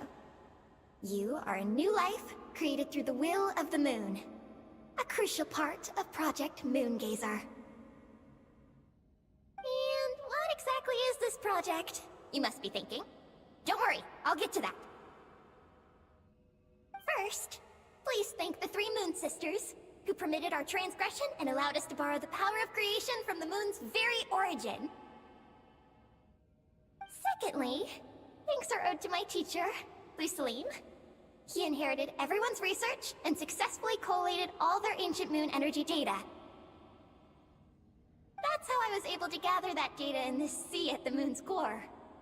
Then, when the primordial power of creation was triggered, BAM! A cute little black Kuhanky, namely you, was born. You might inherit the name of someone who came before us through the ocean of data. Or you might not. But, you will probably recall that you have a mission. Next, we must say thank you to Madame Magis, who uncovered the nature of our astral visitor, a database life form. Her research was the foundation upon which you were born. And we have Ungian, who sacrificed his life to relay the final message that our guest civilization sent out into the stars. Then came the first Moongazer, Ibni Bellum, who led us to the moon, opened our eyes, and tirelessly gazed into the brilliant, starry skies. Finally, dear successor, thank you as well for your imminent sacrifice, which will activate the final step of our project. Your mission is to continue transmitting the message we once received out into the universe. A single ray of light is feeble, easily swallowed by the darkness. But as long as another light shines out before it can fade, then one day, there will surely come a ray of light that pierces the night like the dawn. I imagine you understand what I mean at this point, yes? As it happens, my time is almost up. But that's okay. I'll be joining them all soon. Come to think of it, you might actually have inherited my name. It's time to say goodbye. Go complete your mission. And lastly, I salute you, and all your fellow Moongazers.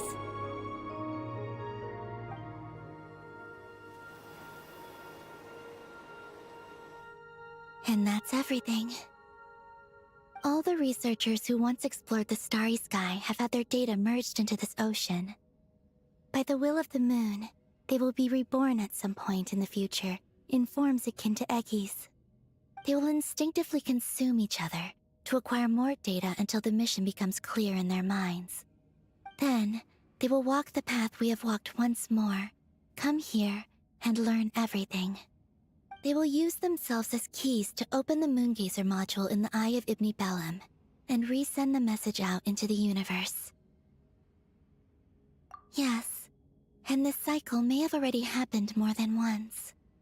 That said, calling out into unknown space is not necessarily safe. The dragon researchers must have also realized this, which is why they began work on the lunar veil. And in Ninin's era, the world already teetered on the brink of destruction due to the conflict between two supreme beings. But peace has been restored into that, at least for now. If the signal sent out this time ends up drawing the attention of the darkness that dwells amidst the stars to this place... As promised, I will hand the key and the message over to Ninin. But do you think we should stop her from completing her mission? Or should we support her? I understand. Then let us return to the first Moongazer's tower. Don't worry, Moggies will pick them up. It'll be a fairly long journey. We'll have plenty of time to give this some more thought. Let's go. It's time to leave.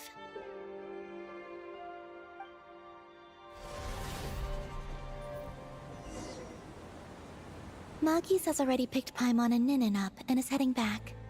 We can get going once you're ready. Then let's go.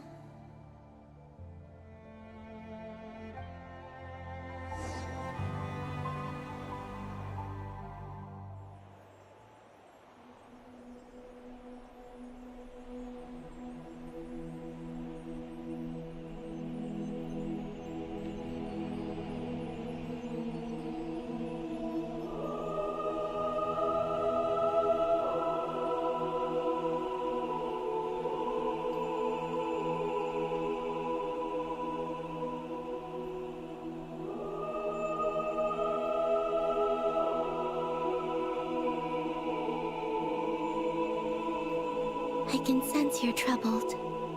I am too. So it might be best if we spend our journey back in silence. Gaze upon the moon, add to that, then look up at the starry sky. You will find the answer, I'm sure.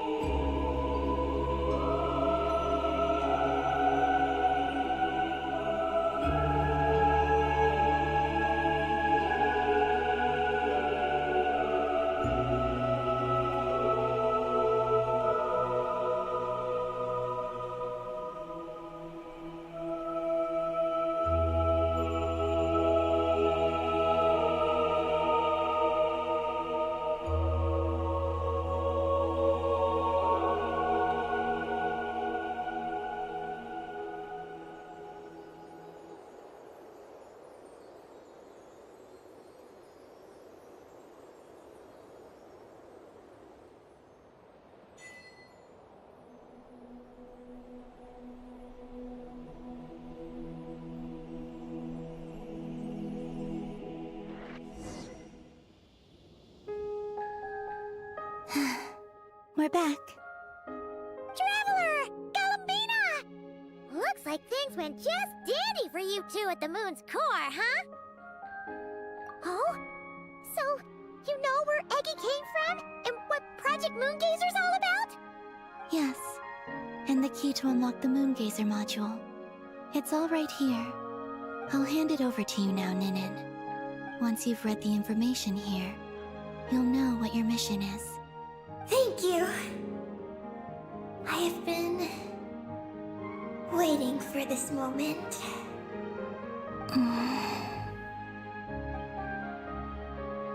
Columbina, Traveler, why do you two look so serious? What kind of risks? You'll find out by the time you're done reading.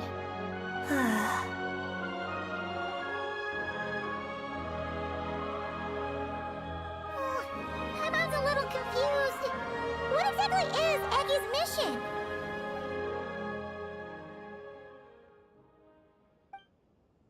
Sending a message into the starry sky? So, that's what Project Moongazer's all about? So the risk is, we could expose to that? Are you serious? This is a tough call. Eggy, are you alright? Hey, don't be sad. We can still talk this over, right? Remember those snacks? We can split them 50-50, no problem. No. I'm not sad.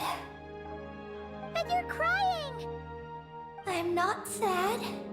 And I'm not crying. This is just a toast to those who came before. Columbina, Traveler, Paimon. Thank you. You're my friends. I don't want to make things difficult for you. So, I'm willing to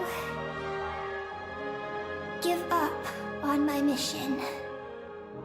Eggy. It's okay, Paimon. I'm not the first to have executed this plan. My predecessors have long since sent our voices out into the stars. Those voices, so filled with courage, must have traveled to the farthest reaches of the starry skies by now. As long as those voices endure, silence cannot reign across the universe. And that is enough. Traveler, have you made up your mind?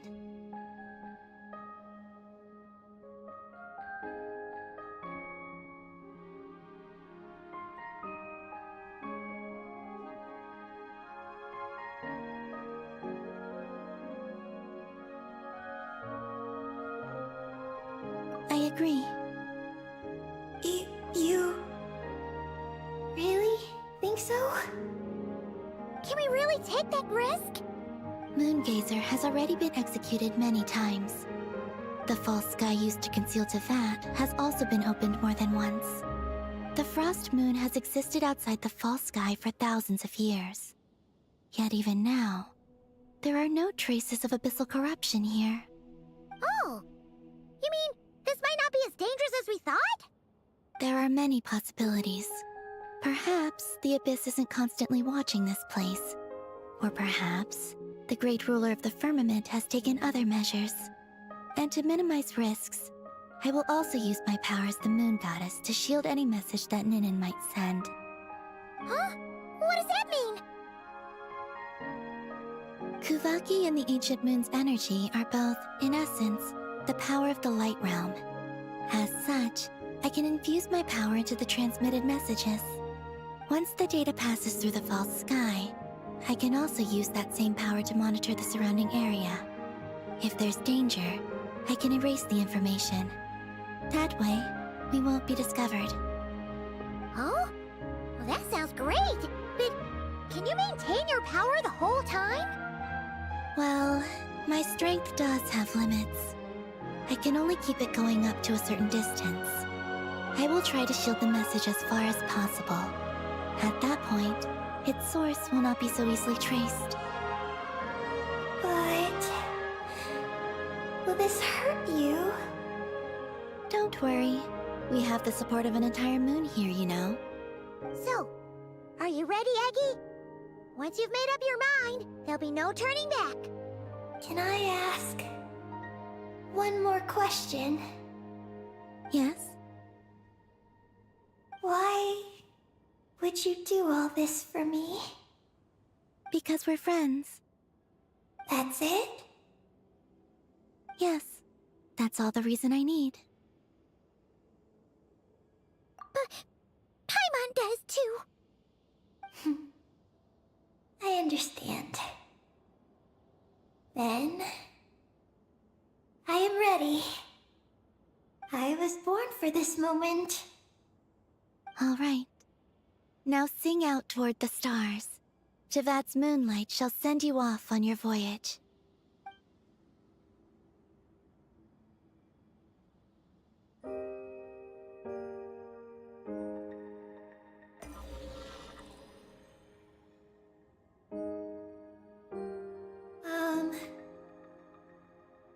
Hello? Hello, everyone. I am so glad to be able to send this message out into the mysterious vastness of space. I don't know if it will reach you, but if nothing else, let it at least dispel some of the silence that fills this cold universe. If you are out there and you hear this, then there must surely be some kind of special gravity that, like the moon, has captured us both. So, I'd like you and your civilization to know that you're not alone beneath this boundless starry sky. Our era is drawing to a close, but our courage, faith, and intellect will echo across the sea of stars via this tiny message. It is insignificant, but it is our light. I hope it emboldens you. You do not face the unknown in the darkness alone. Please, keep sending your voices out into the stars, and let them become your light too. A single ray of light is feeble, easily swallowed by the darkness. But as long as another light shines out before it can fade, then one day, there will surely come a ray of light that pierces the night like the dawn. Last but not least, we are moon gazers in an unremarkable corner of the universe. Our names are Ibni Bellum,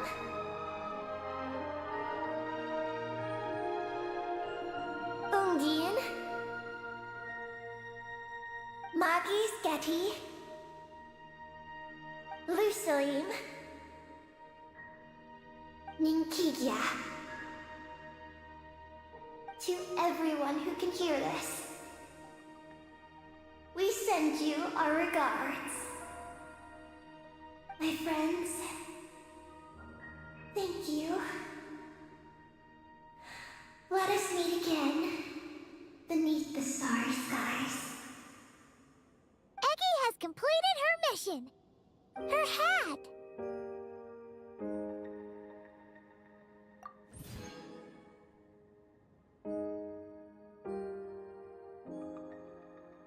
I'm fine. But I need to stay focused for what comes next, since I'll be pushing my strength to its limits. Then let's hurry and find a quiet place.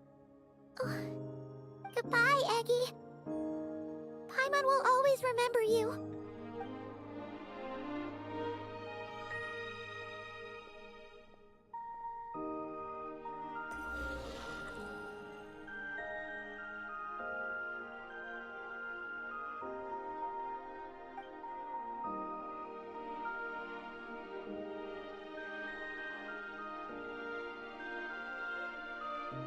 This is the received message and sending our reply. Unable to accurately pinpoint your coordinates. I cannot know how long this reply reaches you, but I'd like to respond at this very moment.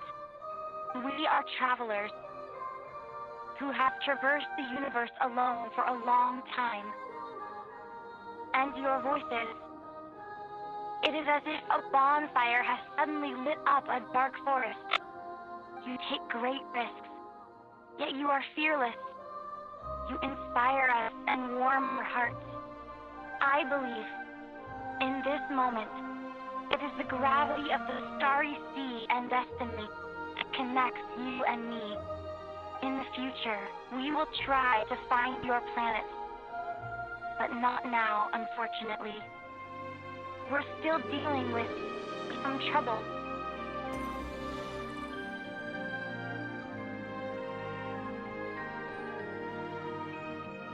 Lumine, how are we doing? Almost ready, Ether.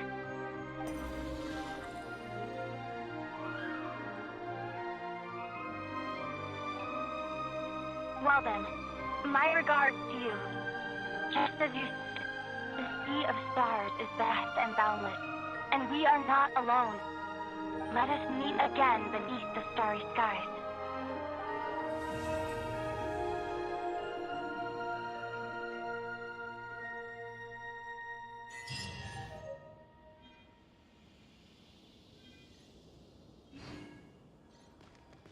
I knew it. I knew it.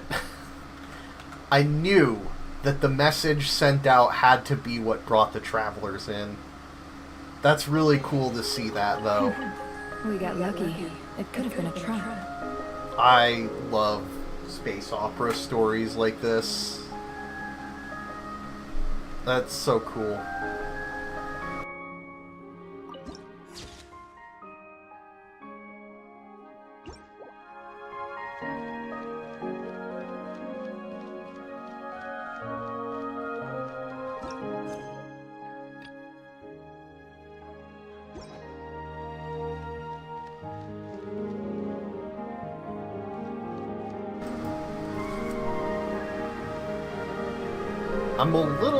It's a little sad that Ninin did actually have to disperse to send the message out. I wasn't sure if that was the case.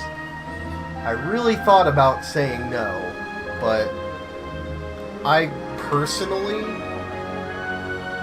think that reaching out to the stars is something that we as a species should be doing.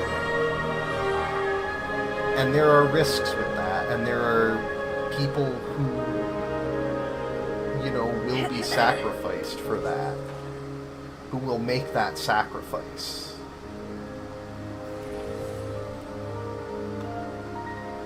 But I think it's important. And of course, in the story, in this game, the predecessors of Ninin doing that are why the Traveler is even here. How cool is that?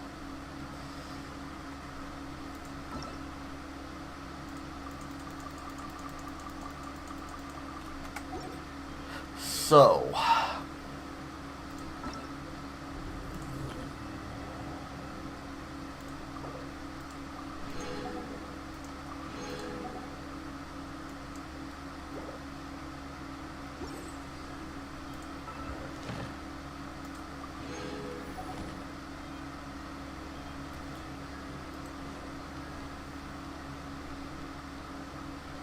although it's kind of screwed up that the Traveler and Columbino leave before they hear that message, but also it's interesting that it's the first time where the Traveler is directly called Lumine.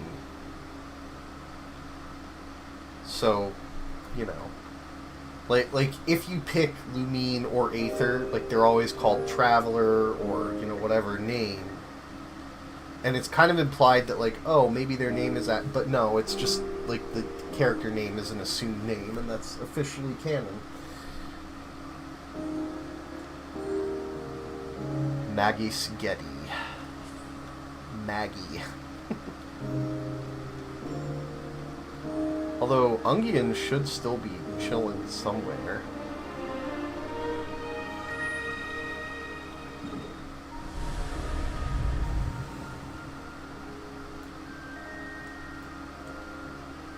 Huh.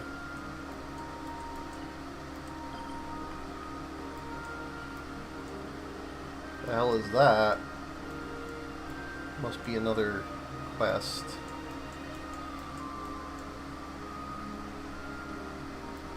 Oh, that's interesting. You discover a strangely familiar tower. Well, before I do any of that,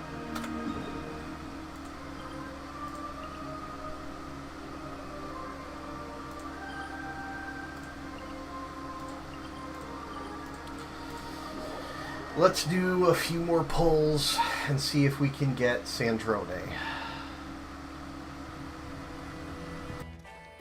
Ad Astra. Thank you for complete. Ad Astra.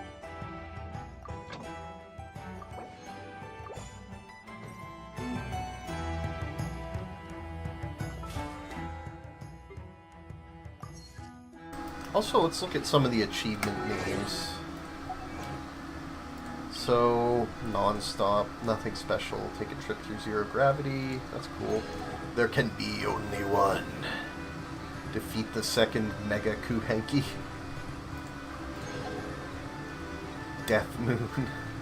The Death Star. The Flea of Cyrene. Not sure what the reference is there. MD device. Witness the firepower of this space-based weapon. That's cool. Traverse the Mesclin. Like a Nordic reference. That was a pretty cool sequence. Around the moon in 80 days. Ninkigia's Game of Life. Okay, there were a couple others we got. There was one that was like a code.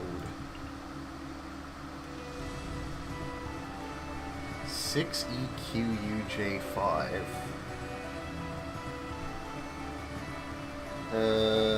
Not sure. Maybe if you flip it upside down, it would be like. I don't know. I could Google that, see what the hell that means.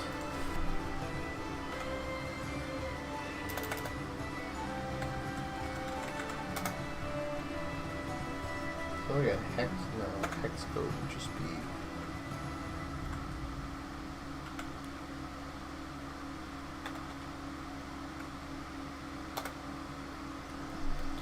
Alphanumeric code representing the intensity of the famous WOW signal, a strong 72-second narrowband radio transmission detected by Ohio State's Big Ear Radio Telescope in 1977. Its source remains an unresolved mystery. Okay.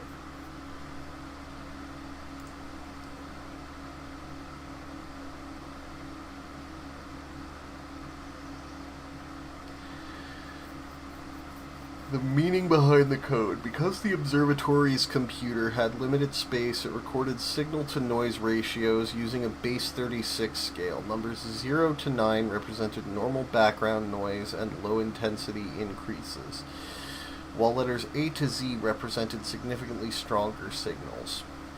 6. A signal strength 6 times greater than background noise. EQUJ, the signal's intensity peaked sharply, with U denoting a reading roughly 30 times stronger than background noise. 5. The intensity receded as the telescope scanned past the signal's origin. Interesting.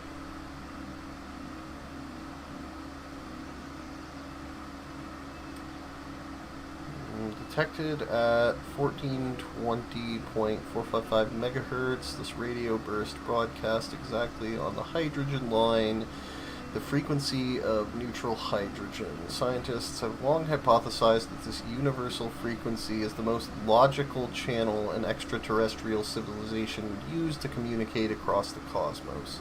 Despite decades of follow-up observation targeting the signal's apparent origin near the constellation Sagittarius, the transmission has never been heard again.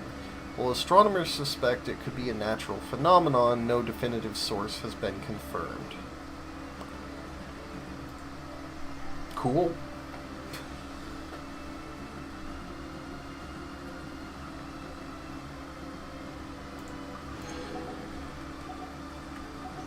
Alright, well, now let's turn those all into pulse. We got, what, 4 here? We should be... Okay, so we are at like 70 something, 76 I want to say.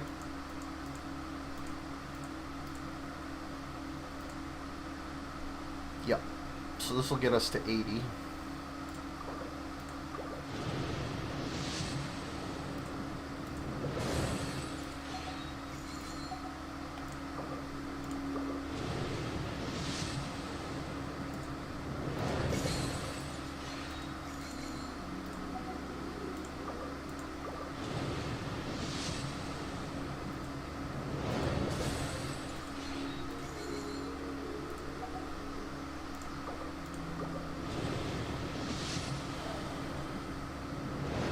Okay, okay. I hate self-introduction. Hey. If you're supposed to know me, you'll get to know me naturally. And if you're not, why waste the time and energy? But, very well. For the sake of etiquette, I'll humor you just this once. Behold, before you stands Marionette, 7th of the Fatui Harbingers.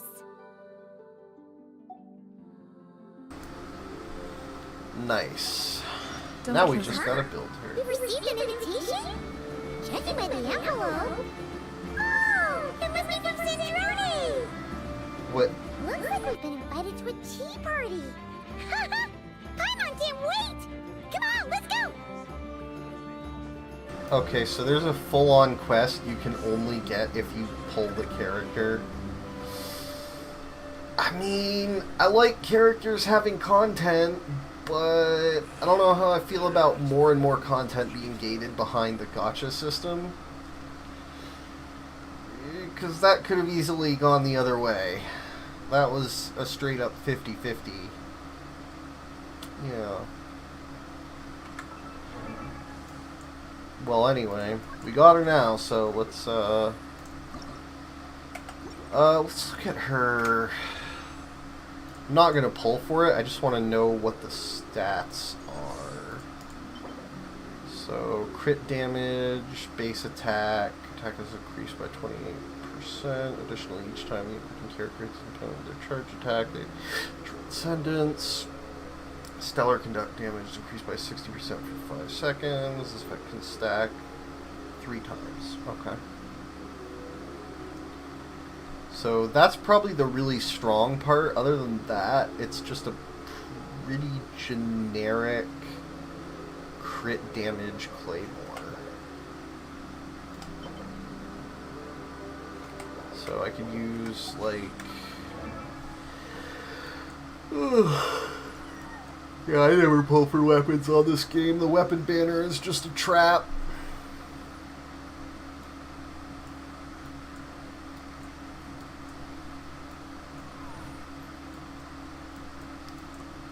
So, what weapon should I give her?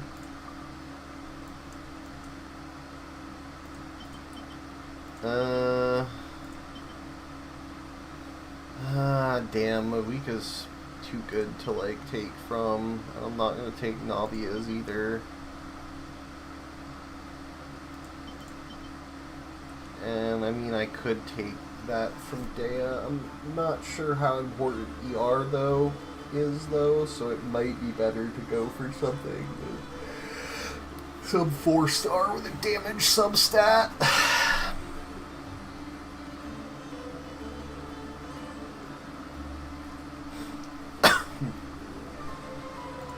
But what do I have that's open?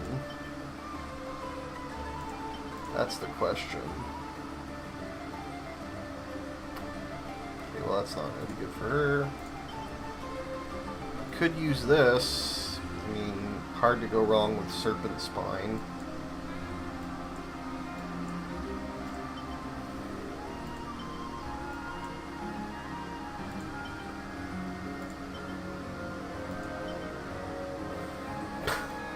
Sandrone with a fish.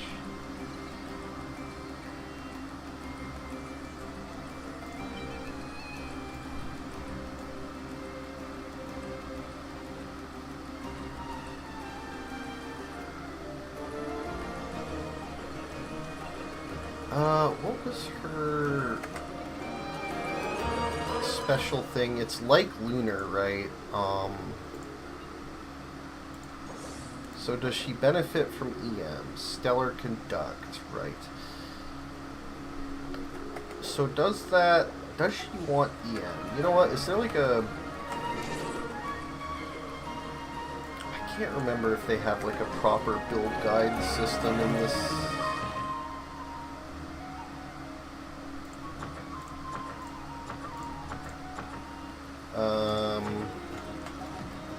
Wasn't there like a focus character feature that, like, maybe I'm thinking of the other game. I mean, the other game definitely has it, but I swear that they had something like it.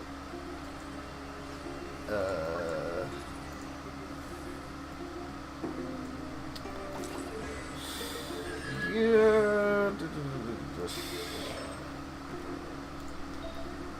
So there was a new set, right?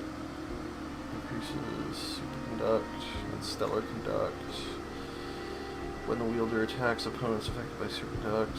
Okay, so that's actually good for her too. So it's good that I've been farming Nicole equipment.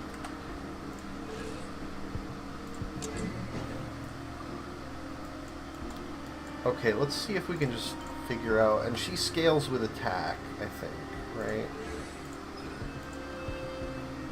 Just basic. Yeah, looks like it.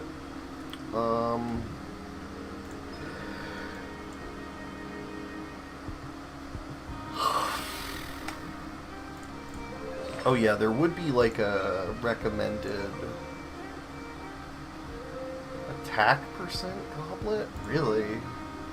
So it really is like the lunar reactions where it doesn't care about your elemental damage bonus at all. It only cares about your base stat for the reaction.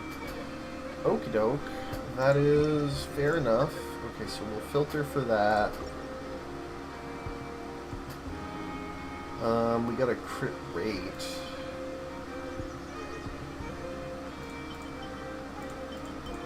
Most of the rest of these are kind of garbo. Attack goblet. I'm gonna keep that. That's like fairly mediocre.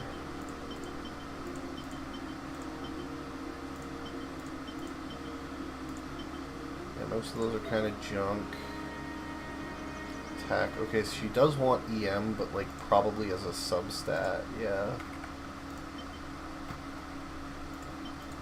All that farming I've been doing, and this is really like the best I've got. Bro, this is kind of gross.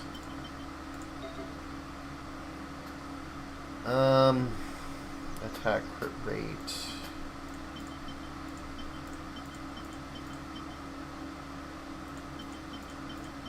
Yeah, I mean that seems like my best option. Attack crit rate, crit damage, but it's flat attack. Ew. Attack crit damage, attack, EM. Okay. Attack crit rate, EM.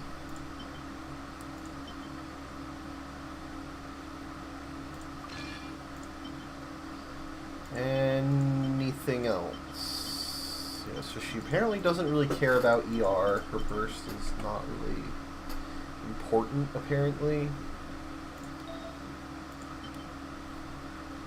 I mean, I guess we just go with that by default, right?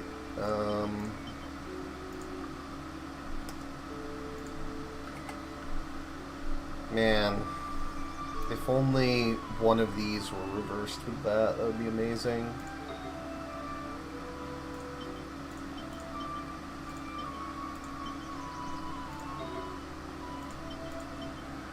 And then none of these are very good, huh? Oh, okay. So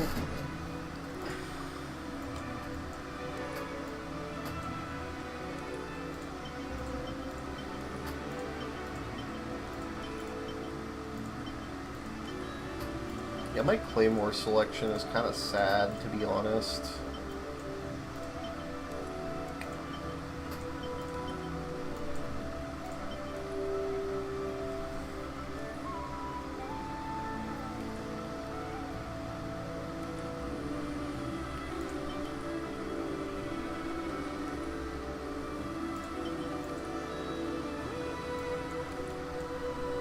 Are there any good, like, crafted claymores that I haven't made?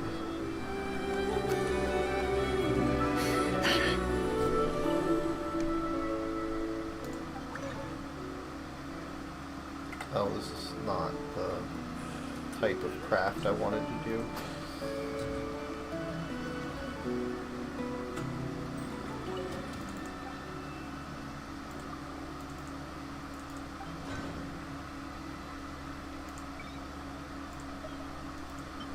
Okay, so that's just double attack.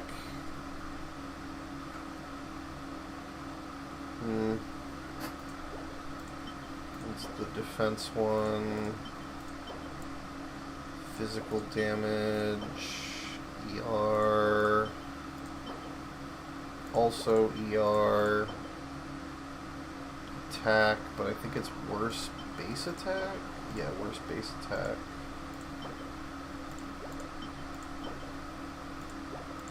Higher secondary. What is the bonus? After the wheeler is healed, attack will be increased by 24% for 8 seconds. We trigger even when the character is not on the field. I mean, as long as you're using a healer in your team, that's not bad. That really doesn't have much to do with her at all.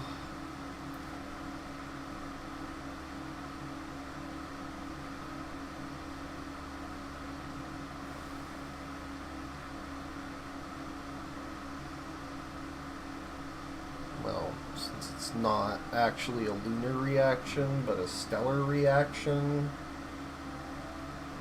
This probably doesn't matter at all. Probably actually don't want it. Yeah, it's looking like for me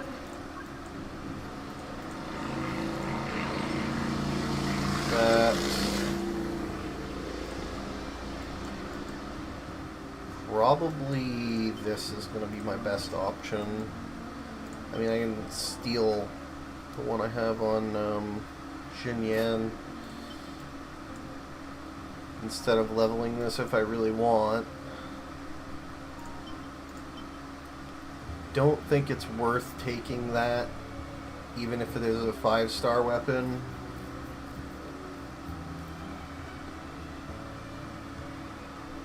Because it's ER and, you know, Dea is Dea. Still one of my favorite characters, even though she's just not that good.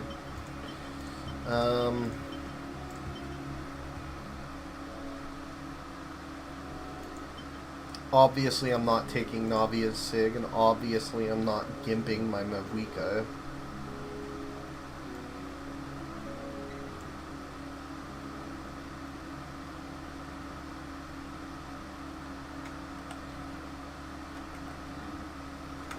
I'm trying to think of it. Do I have any extra pulls for, no.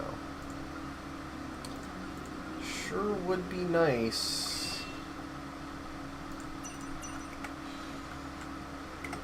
Okay, so I guess we need to farm more artifacts. We need to farm level up mats, talent ascension stuff. So let's just start with this.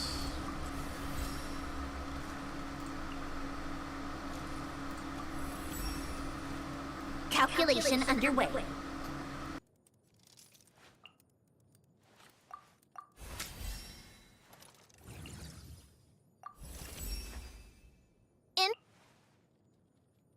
Oh, didn't mean to skip that. Hold on, let's see what that was.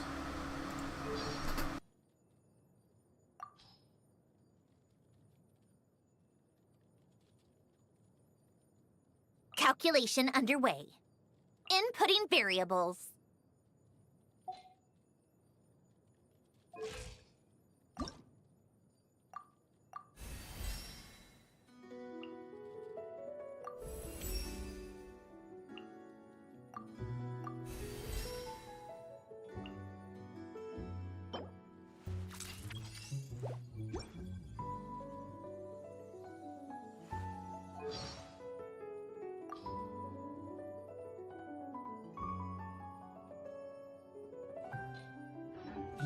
Are like a raging.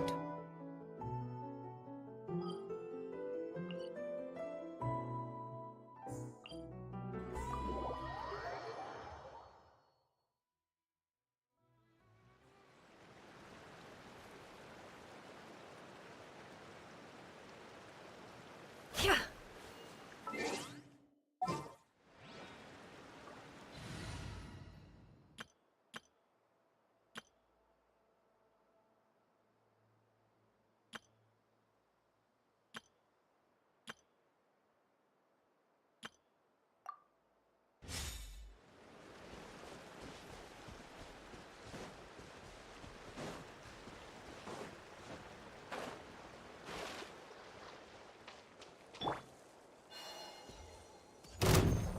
Observe and know my heart. A moonlit night for all. Shine like a gemstone! Behold, the dawn! It's nothing. Will be judged. Give up. You wait. Test concluded.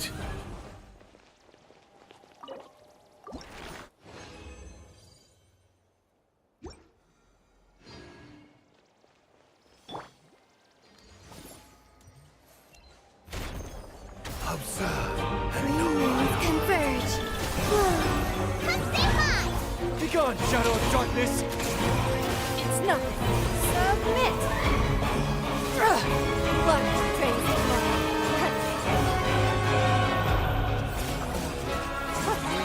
It will be judged. Test concluded.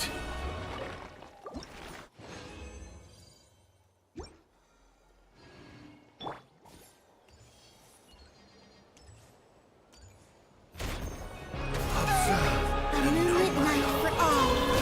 Surge. A gift from the land beyond. Behold, the dawn! On the lake! Give up.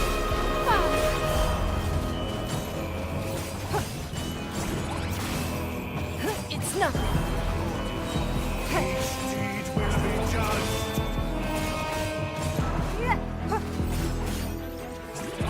Test concluded.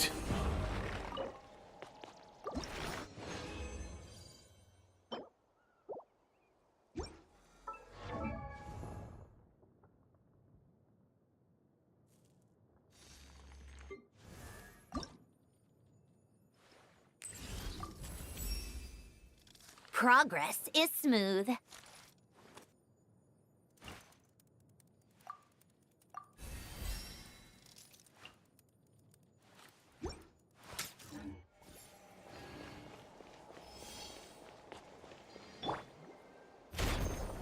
Observe and know A my new heart. moon rises. Light compels you! Give up. Your life is mine.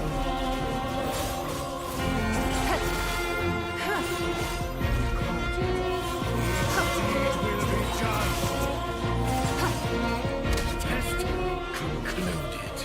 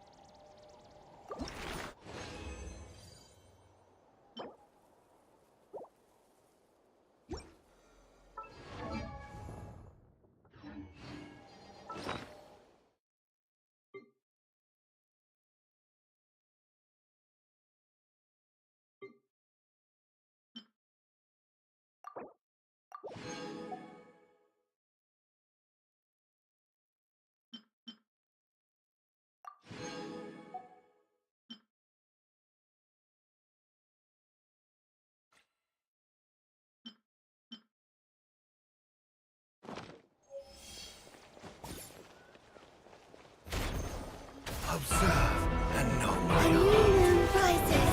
Flow. Light compels you! Go get him, Aiden! Give up.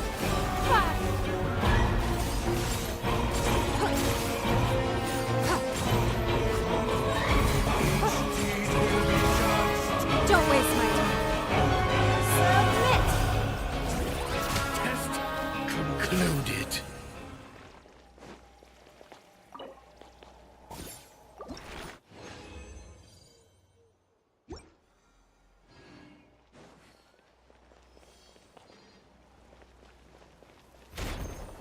Observe and know my New art. moons converge. Flame. A gift from the land of the young! Behold, the dawn! You got this! It's nothing. Your life is mine. Will be judged.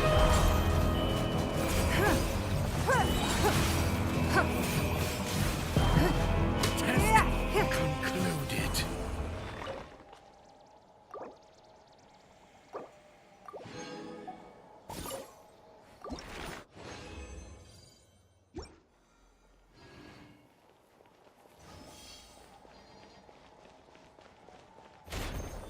Observe and know my A art. new moon rises. Flow. Be gone, shadow of darkness! Go get him! Show 'em, Lumi! Don't waste my time.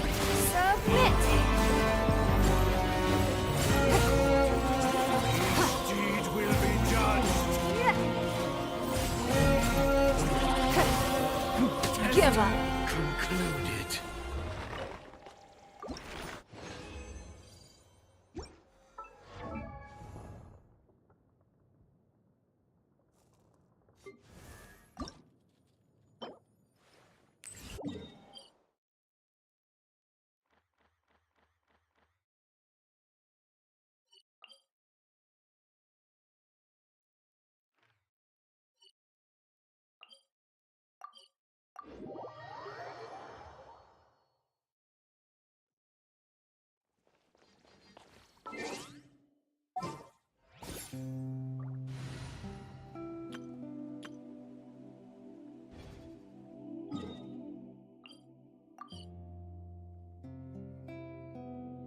Well, shit.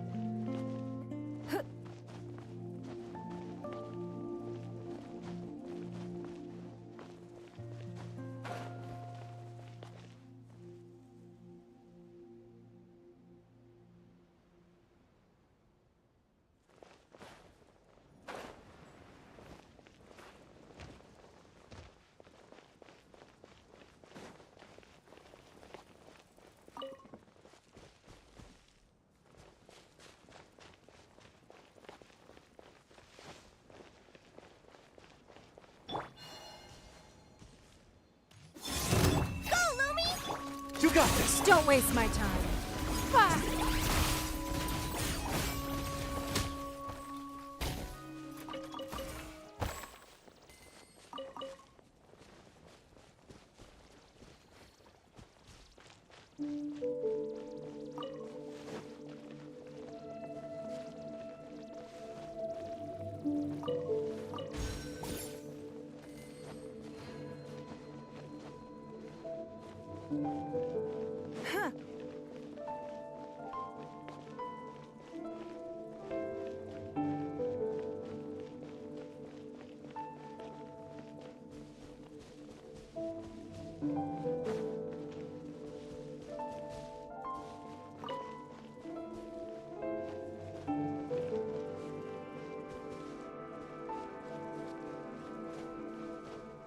Yeah, I'm not gonna lie, I wish I had Linny or Clarond.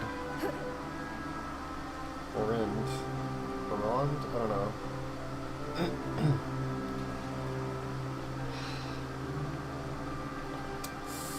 Yep. Well, let's jump down, see if we can't spot anything else.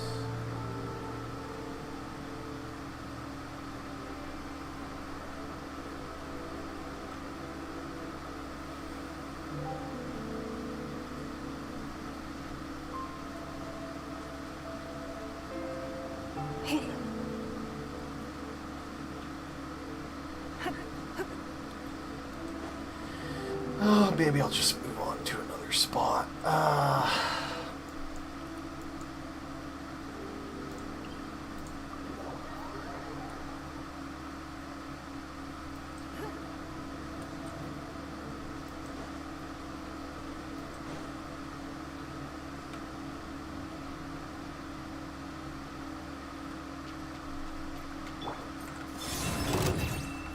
While the light shines bright. It's nothing. Submit!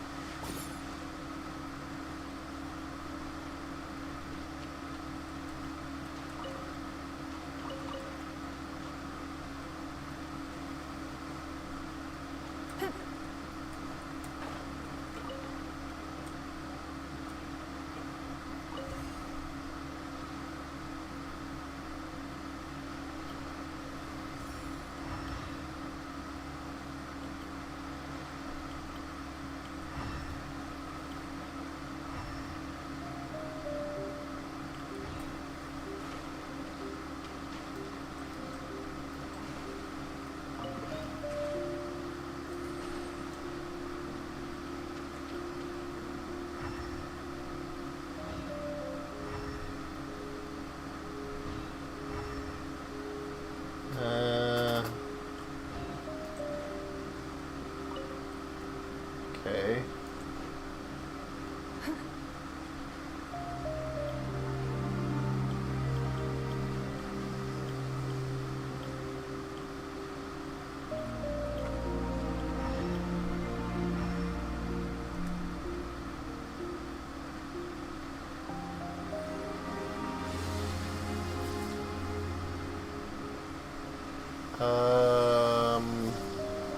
Am I just fucking blind?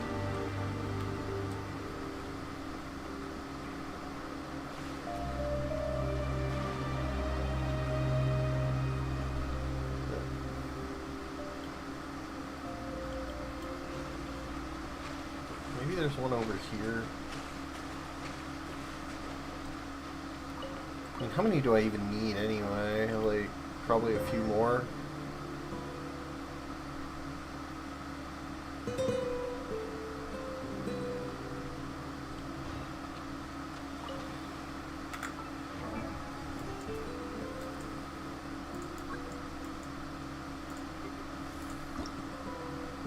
Four more.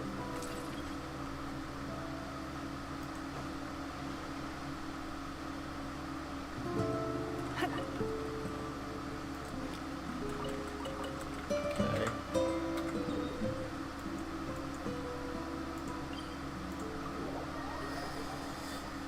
Go back over here.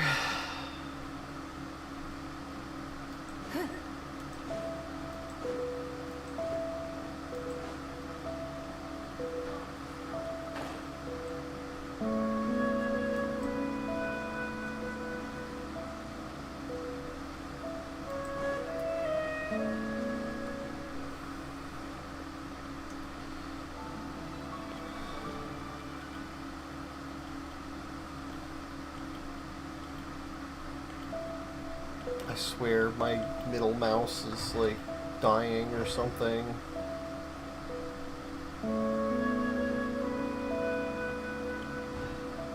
Okay, well that wasn't it.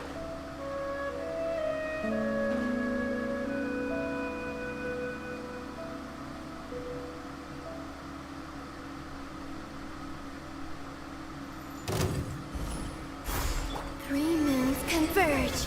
Wane. As you like it! Behold, the dawn! Go get him, Aiden! Give up.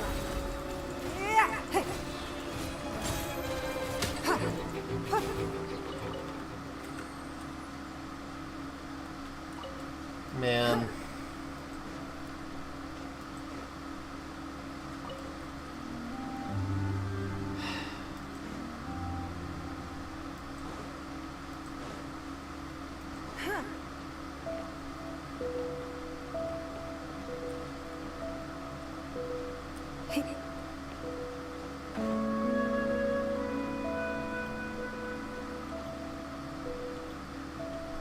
Oh my god, please.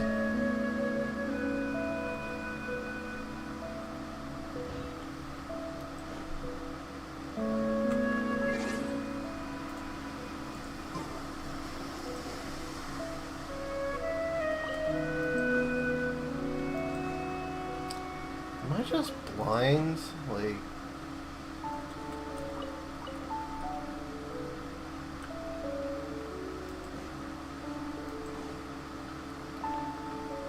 Okay, well that's not going where I need it to.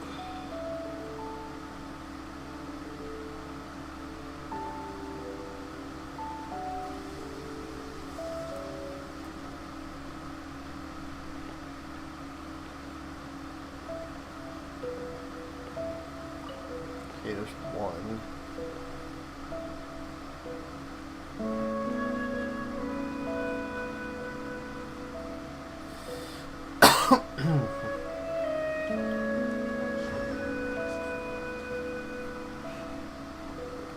Hydrology research.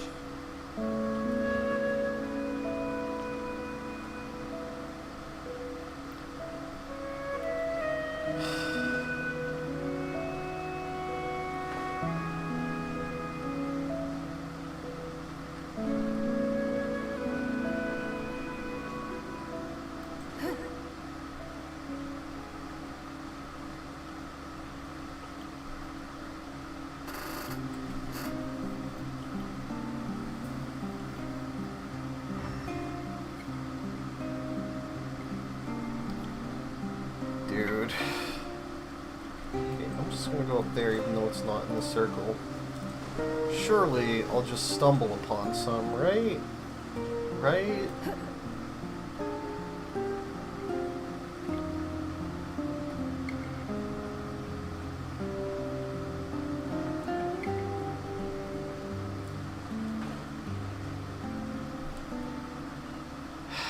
Man. I just want to get these last levels and then I think I'm going to call it a day.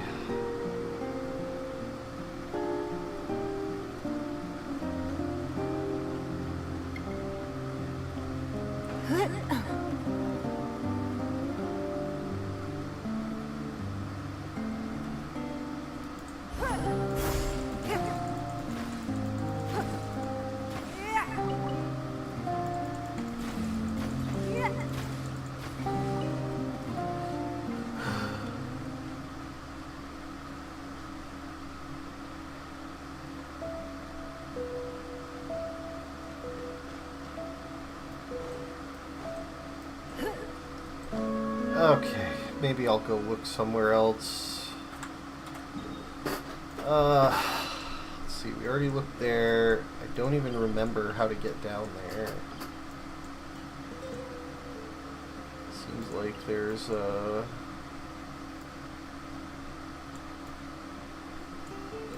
Okay, let's take a shot.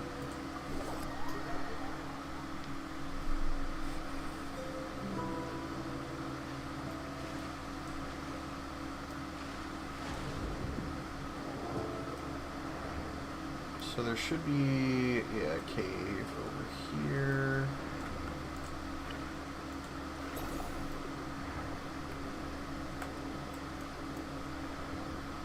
Oh, is this gonna push me back if I go too far? Nope. This is gonna drop me. Alright. Fair enough. Looking for the bugs. Sir. Show 'em, Lumi! You're in my sights. Stop. Be gone, Shadow of Dark. It's nothing.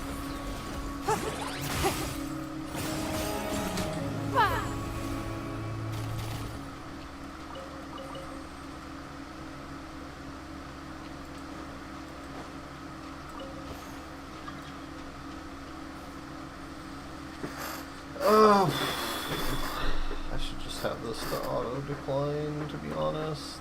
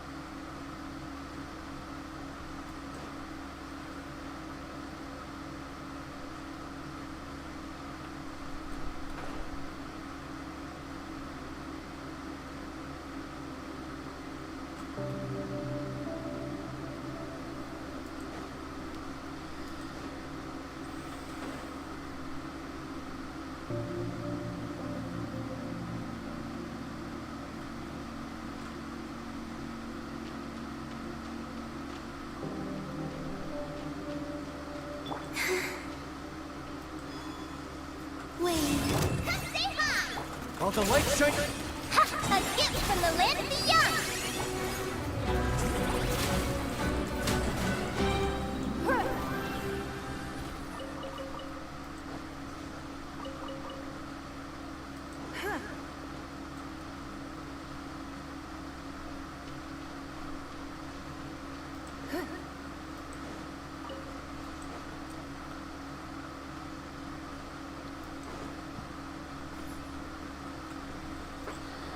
Am I being my own worst enemy here? I think I still need 2 more, right? Give up. Your life is mine.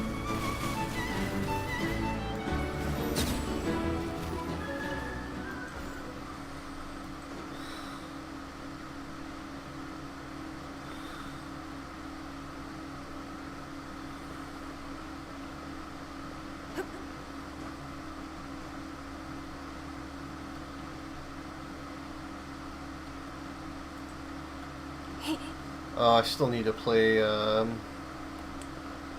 new Wuthering Waves patch. I'm very excited for the character that looks like Ningguang. I'm also excited for Yang Yang SP. I really think both are pretty cool. I got Rebecca, I got Lucy, I did S1 Rebecca. Just that she's like a little bit comparable. Still need to grind echoes for her. But, okay, can we just find these damn things? Please tell me. Do I actually need 2 more or just 1? Oh, we're good. Never mind. Okay, we're gonna go do that. I'm not gonna try and fight with this to, like, find... Okay. It just rained out. Oh my god. Pull my leg. Pull my leg. Oh shit. Okay. Oh. Tried to stretch there and nearly pulled my calf muscle. Goddamn.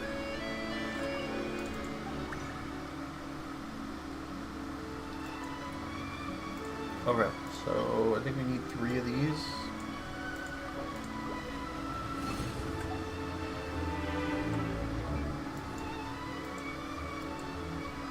I don't think we have enough to level her to 80.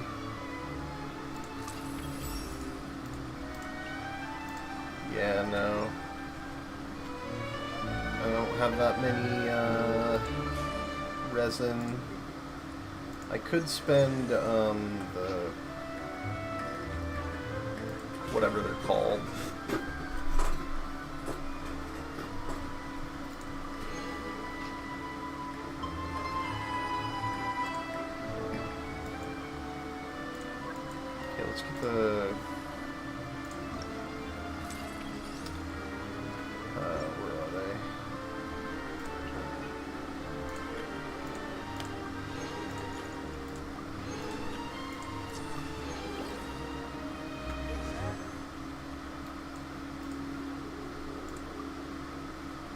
I just want to know how deep I am from my last 5-star.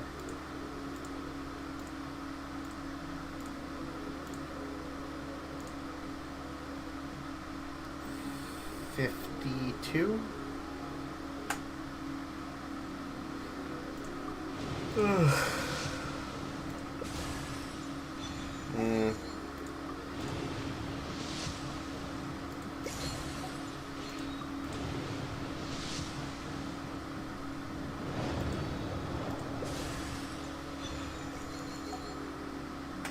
Oh.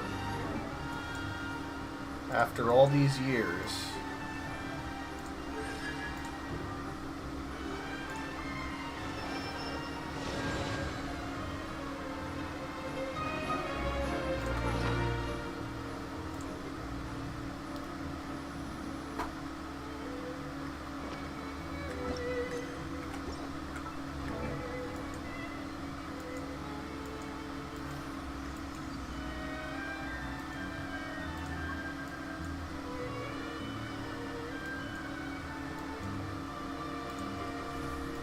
Okay, let's go get some...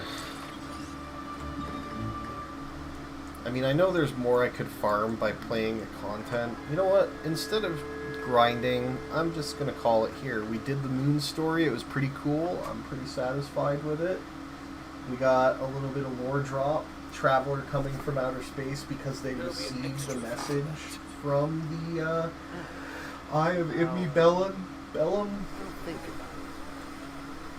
It's pretty cool. Alright. Thanks for